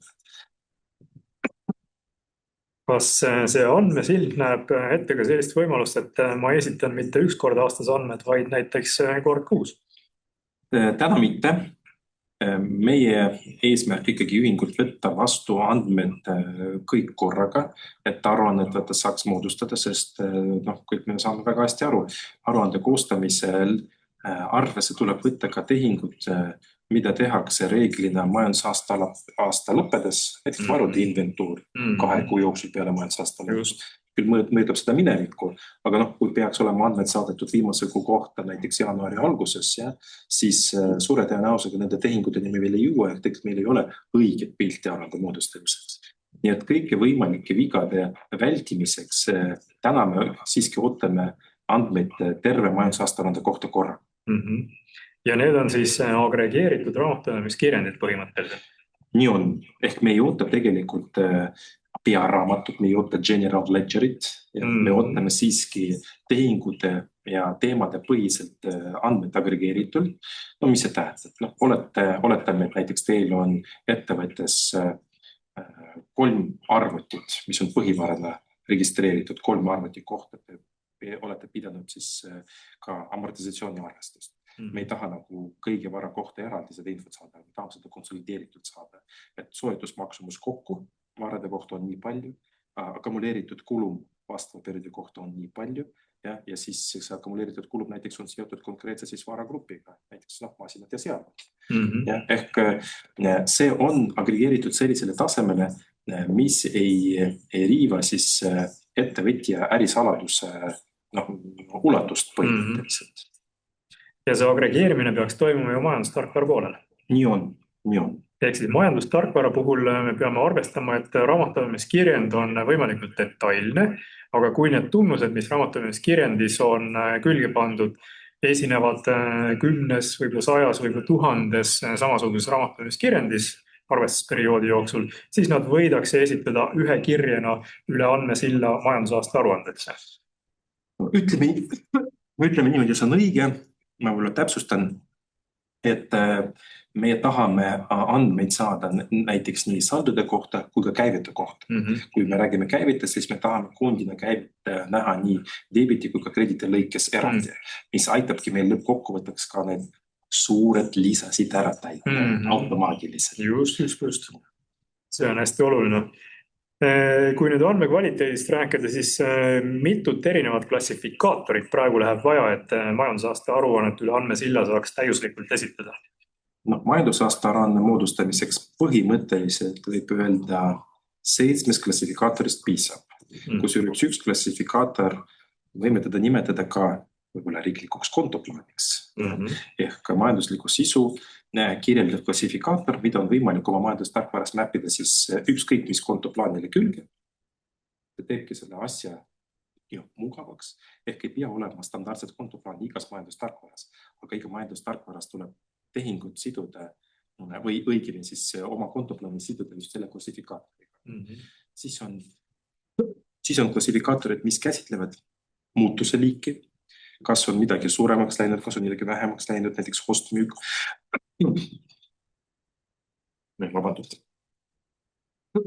Muuhulgas me käsitleme ka eraldi näiteks varagruppe, siis andmete esitusviisi, mille hulgas on näiteks arvestusmeetodid nagu soetusmaksumus või õiglasväärtuse meetod. Kindlasti on ka seotud osapoolte eristamiseks on oma klassifikaator. Ehk nii ongi. Ja ei mainimata, riigi ja territooriumi klassifikaator ja MFAQ. Vist mainisin kõik. just. Ja see on ka see põhjus, miks on võimalik osa andmeid otse edasi saata eesTAT-i andmebaasidesse. Ütleme nii, et eesTAT Ecomari moodustamiseks võib vajada veidikene detailsemat andmed, mis tähendab, et Ecomari moodustamiseks lisaks nendele 7 mainitud klassifikaatorile tuleb tõenäoliselt kasutusele võtta 2-3 tükki veel teatud tehingute siis detailse info siis eristamiseks. Ja siis seda infot saab saata ka Statistikaametile. Võib-olla siin kohal on oluline rääkida üle once only printsiibist kohe, nagu tekib kohe küsimus, mis siis sellises situatsioonis teha.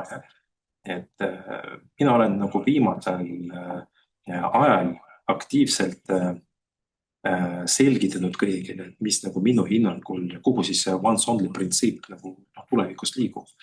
Et ma näen, et tulevikus raamatupidamise tarkvarades tehingu ühekordne kirjeldamine ongi see sama once only printsiip. Ehk sa tegelikult kirjutad üks kord tehingu detailid ära ja nende kõigi detailide pinnalt moodustatakse andmekomplektid erinevatele asutustele vaatavas ulatuses, mida see asutus konkreetselt siis vajab. Statistikaamet selle sama Ecomari näitel tõenäoliselt vajab 10 klassifikaatori kasutust, majandusaasta-aruanne vajab 7 klassifikaatori kasutust. Et kui siis kõik need klassifikaatorid on tehingutele külge korrektselt mäpitud, siis selle pinnalt on võimalik moodustada tarkvarades erinevad andmekomplekte ja need erinevatele asutustele kas või õigeaegselt saata. Aga võib ka seda saata ka erinevatel aegadel. Just. Ja kui nüüd kujutada ette, et kuidas need klassifikaatori tunnused sinna raamatamiskirjandisse satuvad, siis on hästi tähtis roll raamatamistarkvaral, majandustarkvaral, kus peaks nagu olema võimalus või võimekus automaatselt tuvastada, et kui ma hakkan seestama mingisuguse majandustehingu kohta mingisugused andmeid, siis küsitakse kindlasti juurde ka üht, teist või kolmandat klassifikaatorit silmas pidades need tunnused. Täna ei pruugi see nii olla, sest majandustarkvarades, ütleme siin enam levinud tarkvaras on 3 sellist tunnust, mida on võimalik igale raamatupidamiskirjandile külge panna. Kusjuures need tunnused ei pruugi üldse olla need, mida nõutakse seal kuskil riigi poole peal. Ja ongi võib-olla ainult see nii-öelda kontoplaan ja vanas mõistes Eesti taksonoomia põhine ehk siis see majandustehingu kirjeldus seos ja rohkem klassifikaatoreid täna võib-olla ei pruugi üldse majandustarkvaras olla. Ehk nüüd peaksid kõik majandustarkvarad, raamatamistarkvarad, arendajad looma võimaluse ja võimekuse, et kui ma hakkan mingisugust raamatamiskirjandit looma, ükskõik millisel moel, kas mingid põhivaratehingut, ostu-müügitehingut ja nii edasi, siis tehingu spetsiifikast lähtudes vaadatakse automaatselt, et riik tahab saada selle kohta veel seda lõiget informatsiooni. Järelikult tuleks kohe seal esimeses once only printsiibist lähtuvalt esimesel korral panna juurde ka need tunnused, mida me täna võib-olla tagant järge vaatame, et näe siin Ecomari jaoks, ma pean veel lisama seda. Nüüd ma lähen tuhnin oma majandusaasta aruande jaoks esitatud andmete hulgast välja need detailid, mis lähevad veel Ecomarile lisaks. Ehk selle once only printsiibi rakendamine on tegelikult puhtalt ju raamatupidamissüsteemide pärusmaa. Kui nemad kaasa ei tule selle ideega, siis kõik see nii-öelda üllas ehitame andmeid üks kord, sisestame üks kord, see asi jääb nagu poolikuks. Olen sinuga täiesti nõus, väide on täiesti korrektne. Kui me räägime veel tegelikult klassifikaatori kasutusest, et oluline öelda, et iga tehingu juures kõiki klassifikaatorid kasutama loomulikult ei pea. Et ikkagi tehingu spetsiifikast lähtuvalt tekibki vajadus mitme klassifikaatori siis kasutuse peale. Näiteks kui me räägime jällegi materiaalsest põhivarast, nagu ma juba varem näiteks tõin välja, siis seal kasutatakse mitu klassifikaatorit. Kui me räägime mingist lihtsalt kulust, mida ettevõtte ostab põhimõtteliselt ja bürootöötajate jaoks ja et oma tarbeks midagi. Põhimõtteliselt seal ainult võib-olla piisab üksnes selle majandusliku sisu tehingu klassifikaatori kulust, põhimõtteliselt ongi kõik, et üks konto ja nii ongi. Ja mida mida efektiivsemalt majandustarkvarad suudavad siis need klassifikaatorid tarkvarades implementeerida, seda lõppkokkuvõtteks parem ka nagu lõppkasutajale. Ma tulevikus näen, et paljud valikud tegelikult tarkvarades saab ära automatiseerida. Kas tehingu sarnasuse pinnalt, et seda eeltäita, või ongi teatud valikud saavad olema piiratuks.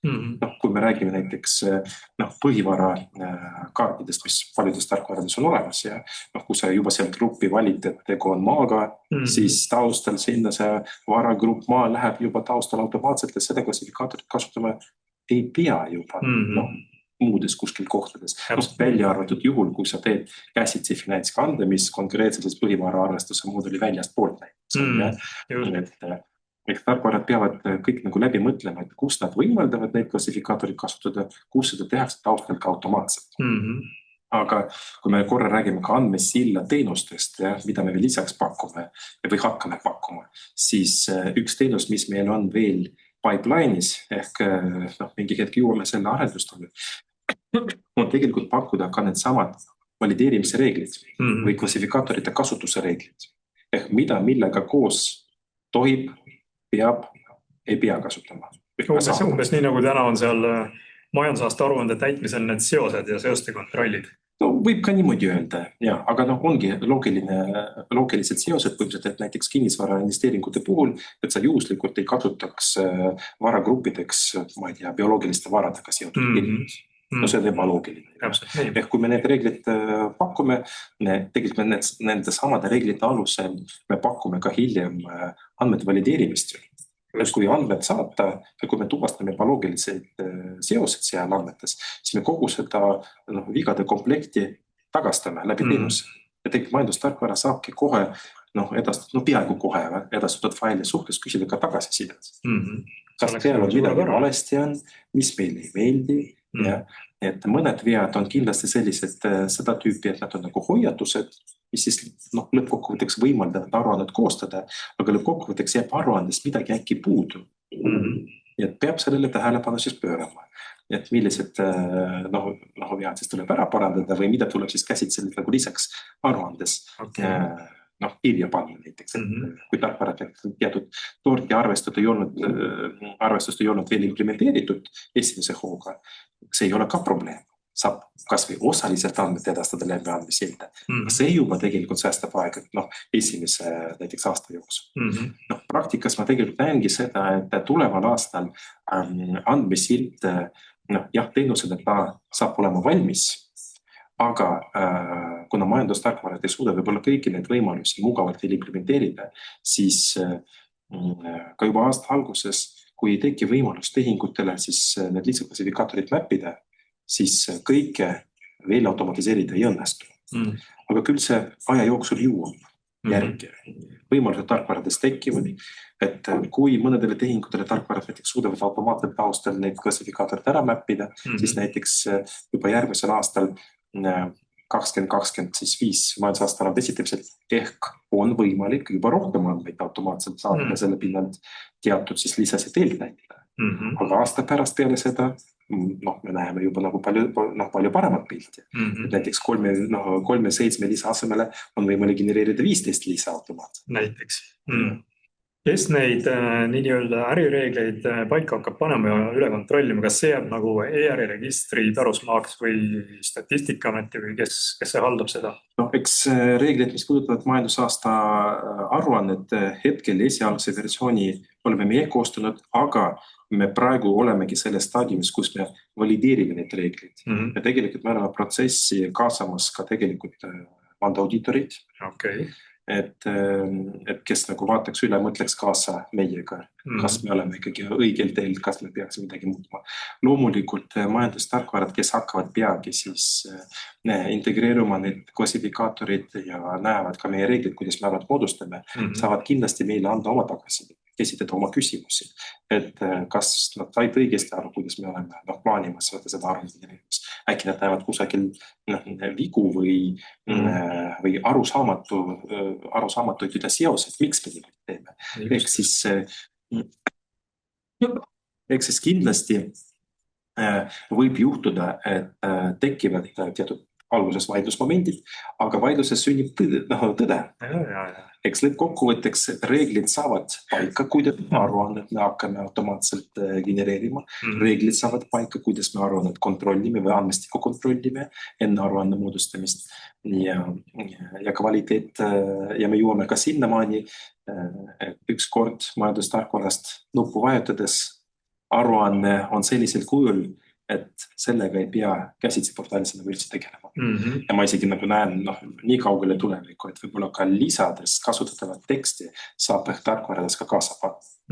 Seda võimalust ei tekkinud kohe siin aasta algusest, et eks me siis majandustarkvaradega koos arutame, et mis tüüpi, mis laadi informatsiooni on esmajärjekorras vaja ka tekstina lisaks saada või seda tüüpi informatsiooni, mida reeglina raamatupidamistarkvarades näiteks üle arvestust ei peeta, bilansivälised sündmused. Mida iganes veel,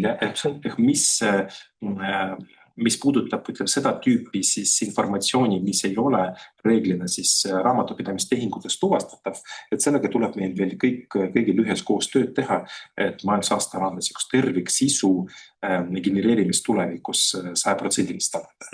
Aga ütleme niimoodi, 80-90% ulatuses tänasest plaanist seda genereerida, ma usun, et me lähiajal saavutame. Ehk siis sisuliselt ikkagi majandustarkvara arendajatel on hästi oluline roll kogu selle andmesilla ja üleüldse andmepõhise aruandluse reaalsel tööle panekul. Absoluutselt. Ja tänast majandustarkvara ilmselt tuleks siis laiendada nende võimaluste lisamisega, et saaks ka kasvõi need samad majandusaasta aruanded tekstuaalsed lisad ja võib-olla veel mingisugused näitajad, mis otseselt ei olegi majandustehinguid puudutavad, aga mida huvitavad, mida soovivad saada Statistikaamet, Keskkonnaamet, PRIA või mõni kolmas neljas asutus. Siin Sirli ennem rääkis, et MKM-i poolel on tegutsenud nüüd juba hea hulk aastaid tubli 24 asutusest koosnev ühtse taksonoomia töörühm. Selle ühtse taksonoomia loomisel me räägime ju sellest, et kõik lähtuvad oma konkreetsetest vajadustest ja sellest, et keegi ei dubleeriks midagi. Ja, kõik klassifikaatorid pidame siis andmepõhises aruandes töötame välja. Me vaatame ikkagi vajadusi laiemalt üle kõigi asutusi, kes midagi vajab. Näiteks majandusliku sisu klassifikaator esimene versioon sai kinnitatuks eelmise aasta lõpus. Tänavu on meil ports uusi kirjeid, mida on vaja lisada klassifikaatorisse just nimelt teiste asutuste vajadusest lähtub. See on täiesti loomulik protsess. Ja tulevikus võib need kirjed juurde tulla, samamoodi võivad kirjed ära kaduda, aga taustal see juures andmete esitamise protsess või siis selle andmestiku genereerimise protsess alati jääb samaks. Mis on ju ka loogiline. Ehk me sisuliselt standardime ära selle, kuidas raamatupidamiskirjendit tuleb moodustada ning standardime ära ka selle, et millised tunnused, milliste tehingute puhul tuleb kindlasti lisada selleks, et saaks kogu aruandlusvajaduse automaatselt täita. Kui me ükskord sinna jõuame, siis ma arvan, on maailm täiesti muutunud. Praegu me natukene pusime siin, natukene pusime seal. Aga kindlasti Maksu- ja Tolliamet on see, kes paneb asjad oluliselt kiiremini liikuma, sest majandusaasta aruannet sa esitate üks kord aastas, käibedeklarid pead esitama iga kuu 20. ja DST-d 10. Ja,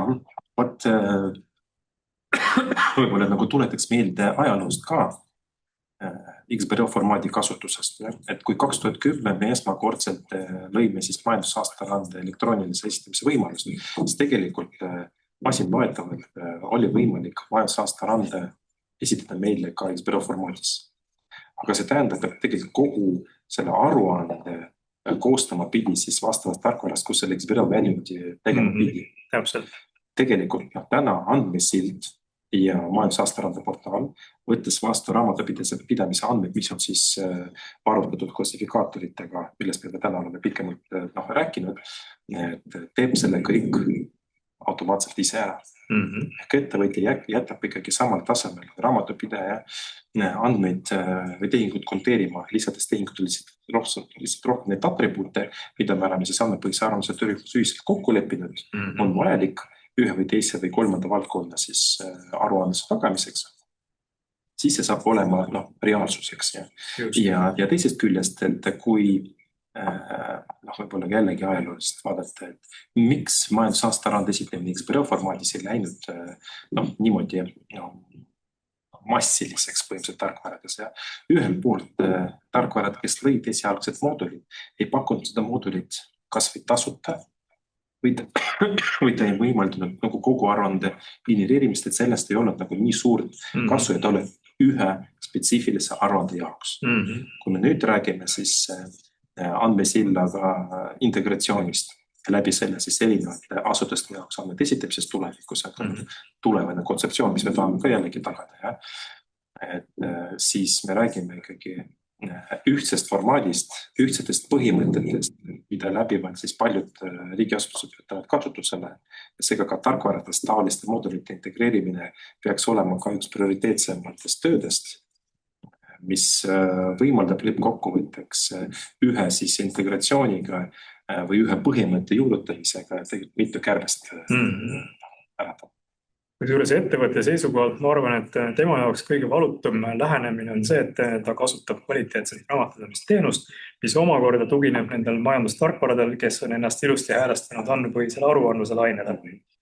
Et see kombo peaks absoluutselt kõiki ettevõtjaid, kes on ka väga raamatupidamiskauged ja lihtsalt tahavad osaleda selles digitaalses ökosüsteemis, meelitama siia nii-öelda reaalaja majandusele lähemale. Jaa, aga mul on väga hea meel, et selle viimase 10 aasta jooksul see andmepõhise aruandluse kontseptsioon on nii kaugele jõudnud, et on realiseeritud andmesild, on Maksu- ja Tolliametis asjad töös, on ESTAT-i uus versioon tulemas, tööjõu palgaaruanne muide juba 5 aastat olnud andmepõhise ehk siis raamatupidamiskirjendipõhisena esitatav, mida muidugi on kasutanud väga vähe ettevõtjaid, sest et nende raamatupidamissüsteemid lihtsalt ei võimalda sellist andmeesitamist. Eks tegu oli ka esimese asutusega, kes XBRO formaadi selliselt kasutusele võtnud. Ja tegelikult ega see andmepõhise aruandluse töörühm 10 aastat koos pole käinud. Just. Et see tegelikult on ikkagi viimase 2,5 aasta niimoodi selline aktiivne arengu etapp on toimunud. Et varasemalt siis alustatud aruandlus 3.0 projektist siis tekkinud siis uus suund, mida me tänapäeval nimetame siis andmepõhiseks aruandluseks. Just. Ma vaatan praegu, kas on tulnud mingisugust küsimusi, aga tundub, et kuulajad kõik lihtsalt on pannud taustaks meie juttu ja väga vist ei süvene, sest küsimusi praktiliselt ma ei näe. Või siis minul vähemasti neid küsimusi siin ei ole kuskilt võtta. Ma ise mõtlen selle peale, et sa oled nüüd ju üle 15 aasta olnud ERI registri projektidega seotud ja veel varemgi. Ehk e-arveldaja on ka üks sinu neid toredaid projekte.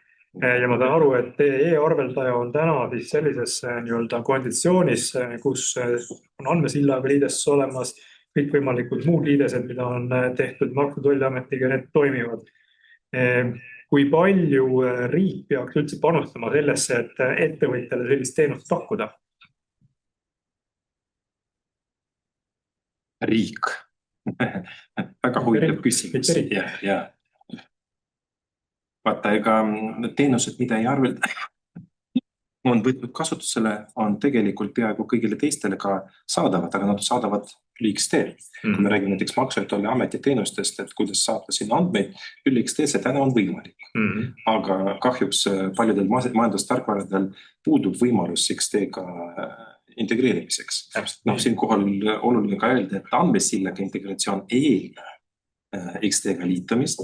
Seda saab kasutada, selle liitumiseks põhimõtteliselt me kasutame REST-tehnoloogiat ja samu panga standardid, mida siis põhimõtteliselt kas või täna pangakonto andmeid on võimalik pankade koodse vahetada.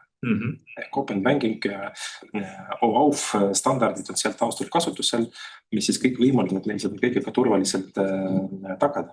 No just. Turvalisuse teema on veel täiesti omaette teema, eriti nüüd, kus küberkuritegevus kuidagi tõstab pead ja raamatupidajad on kindlasti üks selline riskirühm, keda rünnatakse tõenäoliselt juba rohkem, sest neil on ligipääs ettevõtte finantsidele. Aga sellest räägime mõni teine kord pikemalt. aga hetkel ma vaatan, meil aeg on saanud täis, oli väga sisukas ja huvitav vestlus, andmesildadest saime oluliselt rohkem teada. Tekkis nagu kindlustunne, et asjad arenevad õiges suunas, tõenäoliselt tulevad ka majandustarkvarad massiga siia taha ning lähiaastatel muutub reaalaja majanduse andmepõhine aruandlus tõepoolest reaalseks. Aga nüüd teeme paarisekundilise pausi, et kutsuda tagasi Sirli Heinsoo Majandus-Kommunikatsiooniministeeriumist ja teeme väikese arutelupaneeli, kus siis ühiselt käime need teemad veel üle ja vaatame, kas tuleb võib-olla ka mõni ärgas küsimus. Aga aitäh sulle, Aleksander. Palun.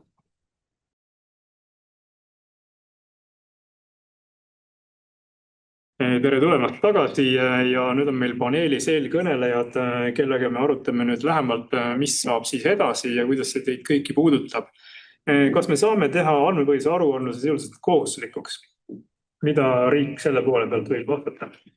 Ma alustan võib-olla. Tegelikult, mida me tõesti enne me käsitleme, siis täna seaduslikku alust andmepõhiselt andmete kogumiseks ei ole. Ehk me räägime tegelikult vabatahtlikust andmete esitamisest. Aga kindlasti Justiits- ja Digiministeerium võtab seda teemat lähiajal ette ja hakatakse ka töötama välja seda regulatsiooni. Ja eks meil siin palju asutusi koosseisus, eks me ühiselt panustame ka selle regulatsiooni loomisesse. Kas ta muutub, kas andmepõhine aruandlus muutub kohustuslikuks? Ma ei anna siin pead, kas peab olema ta kohustuslik. Mis aga peab võib-olla olema, on see, et kuidas me juhime kasutajaid andmepõhise aruandluse juurde. Ehk need Eestis täna andmete esitamine ükskõik mis kanali kaudu, kas paberil, kuhu on võimalik, kas PDF-i esitamine või andmete sisestamine on kõik tasuta. Mine sa tea, et äkki tulevikus muudame seda põhimõtet ja küsime näiteks paberil aruande või andmete esitamise eest hulga raha. Kui esitatakse, kasutatakse portaali, küsime veidikene vähem raha, aga kui esitatakse andmeid masinloetavalt andmepõhise aruandluse kontseptsiooni kohaselt, ei küsi raha üldse. Või saab raha tagasi. Või saab midagi võib-olla kiiremini tagasi, mine sa tea. Eks neid piitsa ja prääniku põhimõtteid ta saab mõelda, kuidas efektiivselt suunata siis ühinguid, raamatupidajaid ja raamatupidajate tarkvarasid ja ka neid integratsioone tegema, et lõppkokkuvõtteks oleks andmepõhine aruandlus põhiline suund, kuidas riigiga andmeid tulevikus jagatakse. Need regulatsioone tuleb ju tegelikult Euroopa Liidu poole pealt niikuinii. Näiteks siin on selline tore asi tulemas aastaks 2030 nagu VAT Electronic Age ehk siis lühendatult VIDA, mis tähendab seda, et käibemaksukohustused, kes teevad piiriüleseid tehinguid, nad peavad hakkama kasutama e-arveid ja need e-arved tuleb sisuliselt siis e-arve andmed tuleb edastada Maksu- ja Tolliameti 15 tööpäeva jooksul, mis küll ei ole päris reaalaega, aga sinna kanti asi ilmselt liigub. No mitte kõik andmed, vaid ikkagi tax, data, maksuandmed. Just. Ja kui me täna räägime sellest Euroopa Liidu ütleme siis e-arve kohustuse tekitamisest ja selle ülevõtmisest Eestisse, meil on tegelikult 4 aastat aega, et siis need käibemaksukohustused, kes tahavad piiriüleseid tehinguid teha, meil oleks tehniliselt ka see võimekus olemas, et teed tehingu ja ongi info juba läinud sinna maksuametisse kuhu vaja. Kommenteerin kõigepealt seda kohustuslikkuse teemat, et MKM-ina me koordineerime andmepõhisele aruandlusele üleminekut. Aga meil on, nagu juba eelnevalt mainitud, tegelikult aruandluskohustust esitavaid asutusi on Eestis kokku 32. Meie juhtrühmas on täna 24 asutust. Iga asutuse siis vastutusalas olevate aruannete osas on neil alati võimalik otsustada ise, mida ja kuidas nad seda kohustuslikuks muudavad või ei muuda. Jah, see saab olla mingisugusel hetkel ka ühine otsus, aga lõppude lõpuks ma arvan, et me ei tee iialgi asutuste üleselt, kui see just ei ole valitsuse enda algatus ja seda ma ka tegelikult pigem ei usu, et see sellise kohustusena tuleks, sest vaatame e-arveid, need ei ole siiamaani kohustuslikuks läinud. Et siis pigem on see jah, see otsus, et näiteks Maksuamet otsustab, et nüüd on alates 2020X kõik aruanded peavad olema üle masinliidese. Et sarnaselt nagu ma ennem tõin näite ka, kuidas Austraalia tegi, ma arvan, et see on, seal on nagu mitu erinevat nüanssi ka, et jah, see tundub hirmus kindlasti, aga teistpidi räägitakse pidevalt sellest, kuidas riigi kulud on väga suured. Aga riigi kulud on suured ka sellepärast, kui me hoiamegi kõiki erinevaid viise andmete esitamiseks üleval. Kui me jätamegi alles ainult masinliidese, siis tegelikult on võimalik nii palju kontrollimehhanisme automatiseerida, väga palju on võimalik olemasolevat tööjõud kas erasektorisse suunata või seda olemasolevat tööjõudu samades asutustes palju targema töö peale suunata, panna oma fookus just nimelt siis nendele päris probleemsetele kohtadele, seesama näide, et Maksuamet ei istu sul kogu aeg kukla taga ja ei kontrolli sind või ei tule sulle äkki uksest sisse sind kontrollima, vaid ta pöördub sinu poole ainult siis, kui sa päriselt kuskilt, et tegeleb ainult selle väikse osaga, kus päriselt on mured. Ja ta võiks pöörduda digitaalselt. Just seda ka. Ehk siis annad volituse. Just täpselt. Aga jah, et see kohustuslikkus, ma pigem arvan, et lähiaastatel me ei räägi sellest, et kõik aruanded on kohustuslikult ainult üle masinliidese. Ma arvan, igal asutusel ja igal siis iga asutuse vastutusalas on nii palju erinev see süsteem, et kui me näiteks räägime ma ei tea, võtame näiteks jäätmearuandluse, et ma arvan, et seal on nii palju nüansirikkam see, kui me võrreldes näiteks majandustehingutega. Et see on erinev ja uuesti iga asutuse enda otsus, kas ta teeb selle või selleks kohustuslikuks või mitte. Ma arvan, kes kõige esimesena läheb, kui läheb, on Maksuamet ilmselt, sest et neil on lihtsalt kõige tugevam see süsteem või kõige lihtsam selle peale üle minna samal ajal ja mitte kindlasti kõikide aruannete puhul. Võib-olla me räägimegi siin käibemaksudeklaratsioonidest esialgu ainult katsetamiseks, aga see on spekulatsioon ja eesmärgiga kulusid kokku. No käibemaksuseaduse muudatuse väljatöötamiskavatsuses oli sel kevadel väga konkreetselt juttu, et kõik käibemaksukohustused võiksid hakata e-aruannet kohustuslikult saatma üksteisele ja selle vastu, kes siis on eelkõige jaemüüjad, kes tegelikult ei tuvasta seda teist osapoolt, mille jaoks iseenesest on Aleksandri pakutud lahendus minu arust täiesti olemas, mis tähendab, et kes tahab käibekätt tagasi saada, tema peab tõestama, et ta on kasutanud ausalt seda tšekki ja jaemüüjad sisuliselt peaksid edastama ainult selle tšeki kohta käiva info, mitte selle kohta, kellele see tšekk läks. Täna on need tšekipettused täiesti olemas, kus ühte ja sama tšekki kasutatakse mitmes erinevas ettevõttes ju käibemaksu tagasi küsimiseks ja jõuad sa seda siis kontrollida. Jah, sealt on ka tegelikult see lugu, et kas alati peab kõike kohustuslikuks tegema või meil on täna KMD Inf pead esitama ju detailsema arveinfo kõikide arvete puhul, mis on üle 1000 eurosed.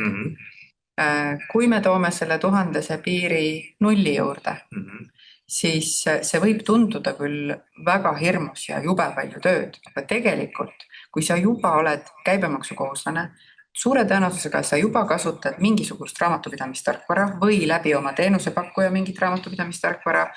Loodetavasti enamus meist kasutavad ka mingisugust rakendust, millega nad pildistavad oma tšekke ülesse. Kindlasti on veel mingisugune osa neid, kes viivad päriselt oma tšekid paberitena raamatupidajate juurde, aga neid rakendusi on turul olemas, et ma teen pildi ja ma saadan, mul ei ole seda paberit vaja. Ja see pilt juba viib ka need 1 euroste arvete või tšekkide info digitaalselt, masinloetavalt sinna raamatupidamissüsteemi. Ehk mis juhtub? Tänase juba olemasoleva süsteemi alusel mitte lihtsalt ei esitata Maksuametile kõiki neid arveid, mis on üle 1000 eurosed, vaid lihtsalt esitatakse kõik need, just, ja ettevõtja jaoks tegelikult ei muutu mitte midagi, kui sa juba kasutad neid enam levinuid tarkvarasid, mis meil turul on. Ja ütleks kõik vabatahtlikult täna juba võib kõik teine. Ja juba esitatakse. Jah. nii et see on võib-olla üks selline, uuesti, et ta ei ole nagu justkui, et teeme midagi kohustuslikuks, kuigi KMD Inf 0 juurde toomine on justkui järgmine samm nõue, vaid see on pigem nügimistaktika selles suunas, kui me rääkisime enne mikroettevõtjatest. Kui sa oled käibemaksukohuslane ja mikroettevõtja, siis see on järelikult olnud sinu enda otsus, et sa oled alla 40 000 eurose käibega, aga ikkagi käibemaksukohuslane. Ja miks see nii on, sellepärast, et tahaks käibekad tagasi küsida. Just, mis iganes on kellelgi põhjused, aga et me nügime sellega just nimelt neid veel mitte digitaalseid mikroettevõtjaid tegelikult ka siis kasutama neid digitaalseid lahendusi, sest tõepoolest neid 1 euroseid või alla 1000 eurosete arvete manuaalset sisse tippimist tuleb siis väga palju. Ja oluliselt detailsemalt, et ma ei kujuta ette, et keegi lähebki ja kujutan küll ette, aga missuguse aja see võtab, kui mul on 25 erinevat tšekki ühest kuust ja siis ma lähen sinna Maksuameti iseteeninduskeskkonda ja hakkan neid kõiki seal käsitsi sisse võtma. Ma arvan, see võtab 3 tundi, 4 tundi aega. Ja kindlasti jookseb süsteem kokku. Ja, et sellised, see ei ole nagu lauskohustus, aga see on mingisuguste sammudega sinna digitaalse poole nagu liikunud. Selliseid asju võib ikka tulla. Ja Eesti Raamatute Kogu iseenesest toetas seda väljatöötamiskavatsust. Arutasime küll, et see piir võib olla seal natukene võib-olla suurem kui 0. Aga teisest küljest, nagu Sirli ütles, tehniline võimekus on ju olemas. Just. Ja Eestis on täna 129 000 umbkaudu käibemaksukohustuslast. Nendest tõenäoliselt 20 000 mingit käivet tegelikult ei tee, aga need ülejäänud tõenäoliselt suures osas on ju ennast käibemaksukohustuseks teinud tänu sellele tagastuse võimalusele. Eesti riik väga lahkesti pakub selle tagastust, järelikult peaks vastas olema ka kohustus edastada siis konkreetselt need dokumendid, mille alusel sa tagastad. Ja siis uuesti see sama mõte siit, et kui sul nüüd läheb see 3, võib-olla 4 tundi selle manuaalsele tööle, siis siin võib-olla üleskutse ettevõtjale, et mõtle siis, kui kallis on sinu tund. Et kui su tund on, võtame soodsalt, 15 eurot maksab sinu tund, siis see teeb kokku 60 eurot, mis sa oled kulutanud siis oma enda aega selle töö tegemiseks. Täna on minu meelest raamatupidamisteenuse pakkumise tunni hindan või umbes täpselt nad sellise hinnaga seal neid käibemaksudeklaratsioone teevad, ja samal ajal maksavad need rakendused ise seal kuskil, soodsamaid saab seal alla 20 eurose kuutasuga kätte, et kas see on see koht, kus ma nüüd kokku hoian, et kas ma maksan ise oma ajaga 60 eurot või oleks võinud midagi targemat teha, või ma maksan see 15-20 eurot selle raamatupidamistarkvarale, mis lükkab mulle tšekid iseenesest sisse, et kõiki selliseid nüansse tuleb mõelda ja ma saan aru, et mikroettevõtjad ei mõtle sellele. Ei, absoluutselt mitte. Mikroettevõtja pigem peseb oma autot ise, kui läheb pesulasse. Aga muidu vahepeal on tulnud üks küsimus või õigupoolest siuke märkus, et masinloetav XML fail ja selle vastuvõtt on 3 erineva majandustarkvara puhul täiesti erinev. Ehk siin on ka see teema, et justkui üks standardne XML ehk siis e-arve, see konkreetne formaat, milles andmeid esitatakse, võib leida erineva interpretatsiooni erinevatest tarkvaradest. Kas see on ka see koht, kus tegelikult peaks leppima kokku, kuidas see nii-öelda e-arve saatmine ja sellega seonduvad protseduurid välja näevad. Täna me oleme kokku leppinud selle andmekoosseisu põhimõtteliselt. Ja seda on arutatud minu arust 10 aasta jooksul mitu korda, et operaatorid võiksid ka kuidagi ära standardida, et mismoodi täpselt see andmevahetus peab käima ja kuidas tegelikult seda faili tuleb interpreteerida. Aga seda jällegi ilmselt riik ei saa kuidagi moodi kaasa aidata. Riik lihtsalt ütleb, et meil on EU e-arve standard ja täpselt. Kusjuures minu lauale satuvad hästi palju küsimusi ka seotud viimatel ajal ka Peppoli kaudu saadetavad e-arvetega. Et tegelikult Peppoli e-arve sees arve adresseerimine on ka eraldi täiesti suur küsimus, et sa võid saaja identifikaatorid kajastada mitmes erinevas kohas. Kumb võigi on, et arve tegelikult jõuaks lõppadressaadi. Ja meie klientide seas me lähiajal levitame ühe väikset juhendit, et mida nad saaks siis oma tarnijatele vajadusel jagada. Et kui nad tahaks kindlalt olla, et Peppoli kaudu nendele järved näiteks saabuvad, siis nad peaksid lähtuma vähemalt nendest reeglitest. Aga need on reeglid põhimõtteliselt, mida meie jälgime.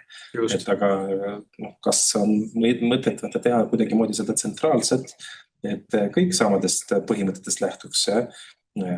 Tõenäoliselt on nagu palju küsimust, kui me räägime testivate järjete vahendusest nagu tuleviku kontekstis, siis me ei lähtu enam ainult riigisisestest järjest. Me tegelikult räägime ka rahvusvaheliselt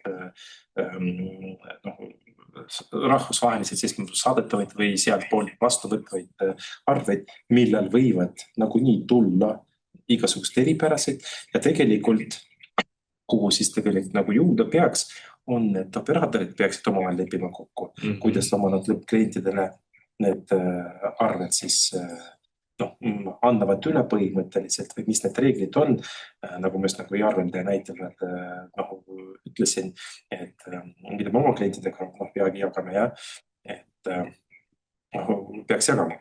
Sest kui need reeglid on olemas, siis on kindlam, et arve saabub adressaadini õigel hetkel, mitte ei jää kuskile varju limbus ootama, kuna seda hakatakse küsima selle arve kohta, et kas midagi on tulnud. Nii et see on ainult üks, me räägime ühest praegu probleemsest nagu väljast, siis identifikaatorist, aga tegelikult seal võib olla hästi palju muid asju. Loomulikult. Ja. Raamatupidamisseadus meil näeb täna ette seda, et originaaldokumendiks loetakse seda masinloetavat e-arvet, mis on saabunud süsteemi. Nüüd siin üks kuulaja küsib, et kui e-arveldaja saab PDF-i, kas siis e-arveldaja konverteerib selle PDF-i selleks nii-öelda masinloetavaks XML-iks, mis jääb alusdokumendina andmebaasi? Andmebaasis kindlasti on aluseks kandeinfo ja tegelikult on olemas ka kõik arve ridadesse sisestatud informatsioon. Taustal ta ei ole säilitatud seal XML-ida. Ta on ikkagi nagu kandeinfo ja oma siis baasistruktuuri kohaselt. Mis tähendab seda, et algdokumendina tuleb käsitleda ikkagi seda PDF-faili? Absoluutselt, ja. Kui see on saabunud PDF-ina, tegelikult seadus otseselt ei keela PDF-i kasutamist, kui see osapoolte vahel on kokku lepitud. Just. Sest RPS ütleb selgelt, et masinloetav dokument on üldjuhul masinloetav. Et eeldatakse, et see on masinloetav ja tahetakse üle minna ainult masinloetavale formaadile. Aga ei ole välistatud, et igasugused tšekke, arved välismaalt võivad tulla ka endiselt kas paberil või parimal juhul PDF-ina. Kõik võimalused peaksid olemas olema.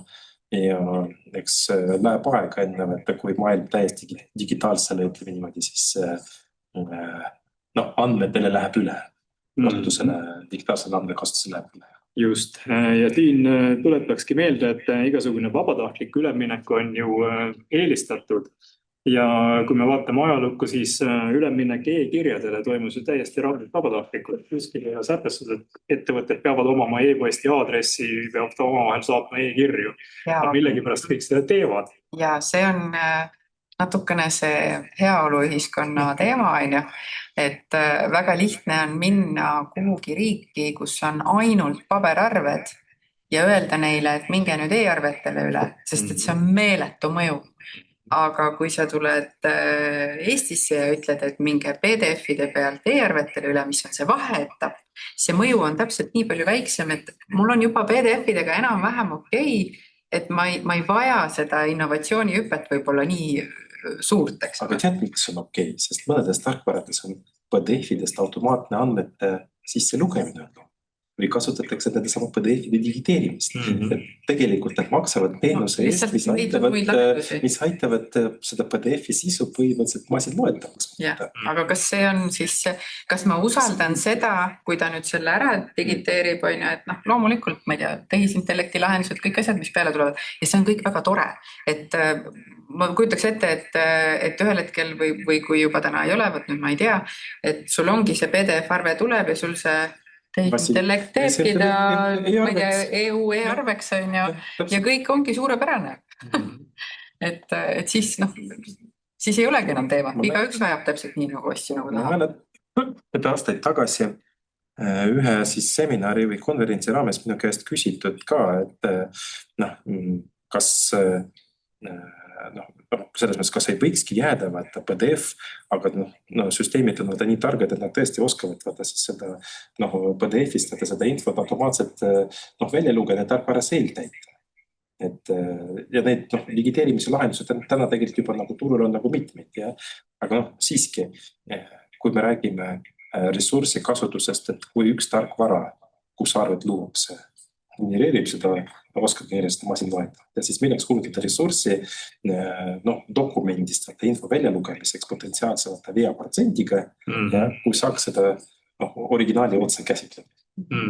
Ja kui mõtleme, kuidas need PDF-id tekivad, siis sageli nad tekivad mingisugust majandusinfosüsteemist, raamatamisprogrammist, kus on algandmed ilusti kenasti olemas, need on väga lihtne konverteerida e-arvena, mitte joonistada PDF-pildiks ja siis pärast digiteerida PDF-pildist tagasi, kus tõenäoliselt ikkagi mingi kaoprotsent on sees. Ja tõenäoliselt vaid ma tean, et on. Ja ise oma raamatamisbüroos näinud küll ja veel, kuidas digiteeritakse PDF ikkagi valesti.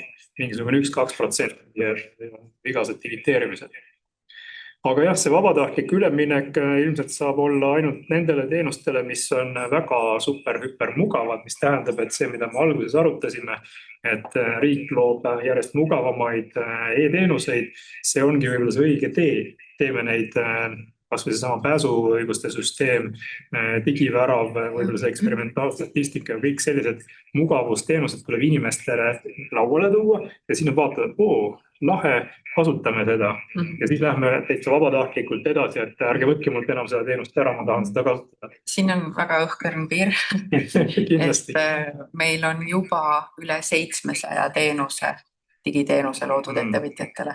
Et võib-olla siin tasub ja meil on 36 iseteeninduskeskkonda, kus neid teenuseid tarbida, kes on täiesti omaette uus bürokraatia kiht, mis on tekkinud läbi selle, et me oleme teinud digiinnovatsiooni riigina, et see kõik on väga hea ja see on normaalne, et see olukord on tekkinud. Lihtsalt nüüd me peame sellega teistpidi tegelema, et kas seda kõike on mõistlik üleval pidada sellisel kujul, nagu ta on, või on sealt ka võimalik mingisuguseid kulu kokkuhoiu kohti leida. Ja seal siis mitte võib-olla niivõrd e-teenuseid juurde luua, vaid pigem analüüsida seda, et kas kõiki neid teenuseid on sellisel kujul vaja, kas kõiki neid iseteeninduskeskkondi on sellisel kujul vaja. Ja just täpselt nii, nagu sa ütled, kui me viime need teenused mugavalt ettevõtjani, täna ta tõenäoliselt otsib neid nendes iseteenindustest, aga kui me viime nad mugavalt, kas kuidagi sündmuspõhiselt või et on loogiline samm, kuhu ta peab järgmisena mingit teenust minema siis tarbima või need teenused tulevad temani siis, kui tal neid just vaja on, et siis on nendel teenustel mingisugune point, aga et kus nad lõpuks istuvad, kas igal ühel on oma eraldi aken, et need on arutelud, mis meil on siin viimased aastakene käinud, et kuidas siis ikkagi neid asju teha natukene paremaks ja siin on ka väga oluline pidada kogu aeg kõrval silmas seda, et meil on ka see suurepärane tehisintellekti nagu tehnoloogia, mida me saame siin ära kasutada, et me oleme küll Eesti.ee-sse loonud seda sama, mis sa mainid, et me oleme toonud sinna kokku erinevad siis ettevõtjale suunatud teenused, mis on küll erinevad iseteeninduskeskkondades laiali, aga ta leiab neid mingit osa nendest sealt Eesti.ee rakendusest, aga me ei suuda 700 erinevat teenust sinna Eesti.ee-sse tuua, siis on ta järgmine õudne koll. Et pigem ma näen, et see tulevikuvaade võikski olla see, et ma suhtlen mingit sorti, on ta seesama chat või on ta mis iganes asi tehisintellekti baasil, kui ma kirjutan talle, et mul on vaja esitada see aruanne või mul on vaja seda luba või ma soovin alustada ettevõtlusega, siis see chat aitab mul jõuda selle õige teenuseni. Aga selle jaoks on loomulikult vaja kõiki neid teenuseid kaardistada, et see chat suudaks kõiki neid lugeda, need teenusprotsessid seal kõik paika panna, et nõuab pealegi, et parimad teenused on see, mida ei peagi kasutada. Kui me suudame mõned teenused luua sellisena, et iseenesest juhtuvad, siis kui nad juhtuvad ja kui vaja nad juhtuks, siis põhimõtteliselt ei peagi keegi neid kasutama. See on ka, jah, tõesti, kuna meie osakonnas on seesama Eesti.ee ettevõtja teenused, siis ma pean ütlema, et siin on alati ka see nüanss, et kõik inimesed ei taha, et need teenused nendeni jõuaksid. Nad tahavad seda ennem seda küsimust, et kas sa soovid seda teenust või ei soovi. Ehk siis inglise keeles nimetatakse opt-in, opt-out, et mul on näiteks mitte mulle ei saabu toetus otse mu pangaarvele, vaid mulle tuleb info, et mul on võimalik saada toetust, kas ma soovin seda? Jah, soovin, ei soovi. Täpselt samamoodi meil on riigi rahanõuded, maamaks. Ma ei kujutaks ette, et keegi, see on ka ju teenus, keegi läheb ja lihtsalt võtab mu konto pealt nagu raha maha.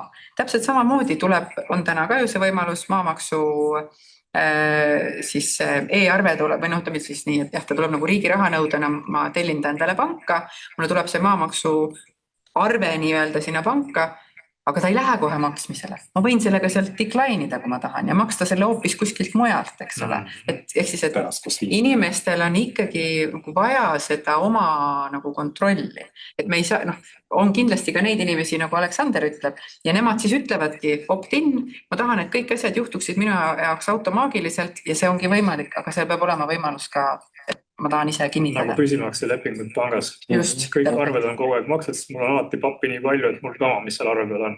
Jaa, aga võt see on hea näide, et sa tegelikult, mina näiteks tahaksin alati kontrollida ja selle jaoks mul on pandud teavitused, et ma näen, kui midagi kuskil maha läheb. Mul on mingisugune teatav kontroll või ma näen, et mingi arve on tulnud, ma tean, et okei, see läheb maksmisesse, ma ei pea muretsema selle pärast, aga et seal ei toimu, mu kontol ei toimu midagi, millega ma ei ole nõustunud. Kui me räägime e-arvetest, kes saabuvad panka, et jällegi sa tellid sinna ainult need arved, mida sa tahaksid, et sinna saabuksid. Mina ei taha, et panka jõuaks mulle absoluutselt kõik arved.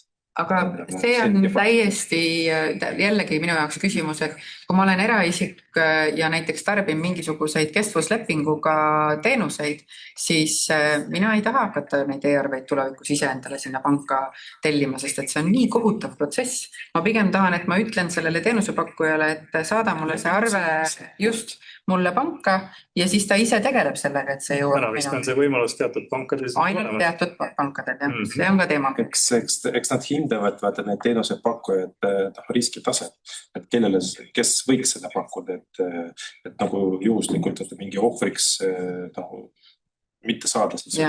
Aga näiteks, kui me võtame selle sama näitesid ka selle aruandluse pealt nüüd, et kindlasti on ettevõtjaid, ma arvan, ma isegi võib-olla tahaksin olla see täna, kes kinnitab selle käibemaksudeklaratsiooni. Et sa tahad võib-olla korraks silmaga üle vaadata, kas või seda lõppsummat vaadata, kas sa oled nõus või ei ole nõus. Võib-olla see tuleb sulle teavitusena, et näiteks käibemaksudeklaratsioon on tehtud sellises summas, vaatad enam-vähem summa vist klapib, kui sa oled mikroettevõtjas, enam-vähem ju tead oma peas, mis sa oled teinud ja siis ta läheb sinna automaatselt, kui sa oled taga pannud. Aga on kindlasti neid ettevõtjaid, kes tahavad, et see kinnitusprotsess jääks nende käsitlusse. Ehk siis reaalaja majandus annab võimaluse, et kõik automaagiliselt tehakse sinu eest ära.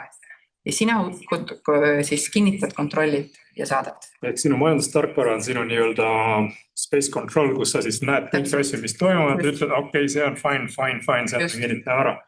Muide, meil saab aeg otsa. Täitsa kummaline küll, kuidas 2 tundi on lennanud niimoodi. Selle koha peal ma vaatasin, küsimusi ka rohkem tulnud ei ole ja ma arvan, et me siin üle ka ei venita. Tält äkki labor läheb muidu põlema. Ma tänan tänaseid esinejaid väga põhjaliku ja asjaliku ja huvitava vestluse eest. Serli Heinsoo, digimajandusosakonna juhataja Majandus- ja Kommunikatsiooniministeeriumist ja Aleksander Belousov, nullaruandluse tiimijuht Registrite Infosüsteemide Keskusest. Mina olen Margus Tammeroja, esindan siin Taltechit ja soovin teile kõigile, et läheksite võimalikult kiiresti oma majandustarkvara arendajatelt nõudma. Andmesild, nullaruandlus, kõik muud paredad andmepõhise aruandluse rakendused, tehke ära ja kasutage neid. Aitäh kuulamast, aitäh vaatamast. Vaadake ka meie järgmisi webinare.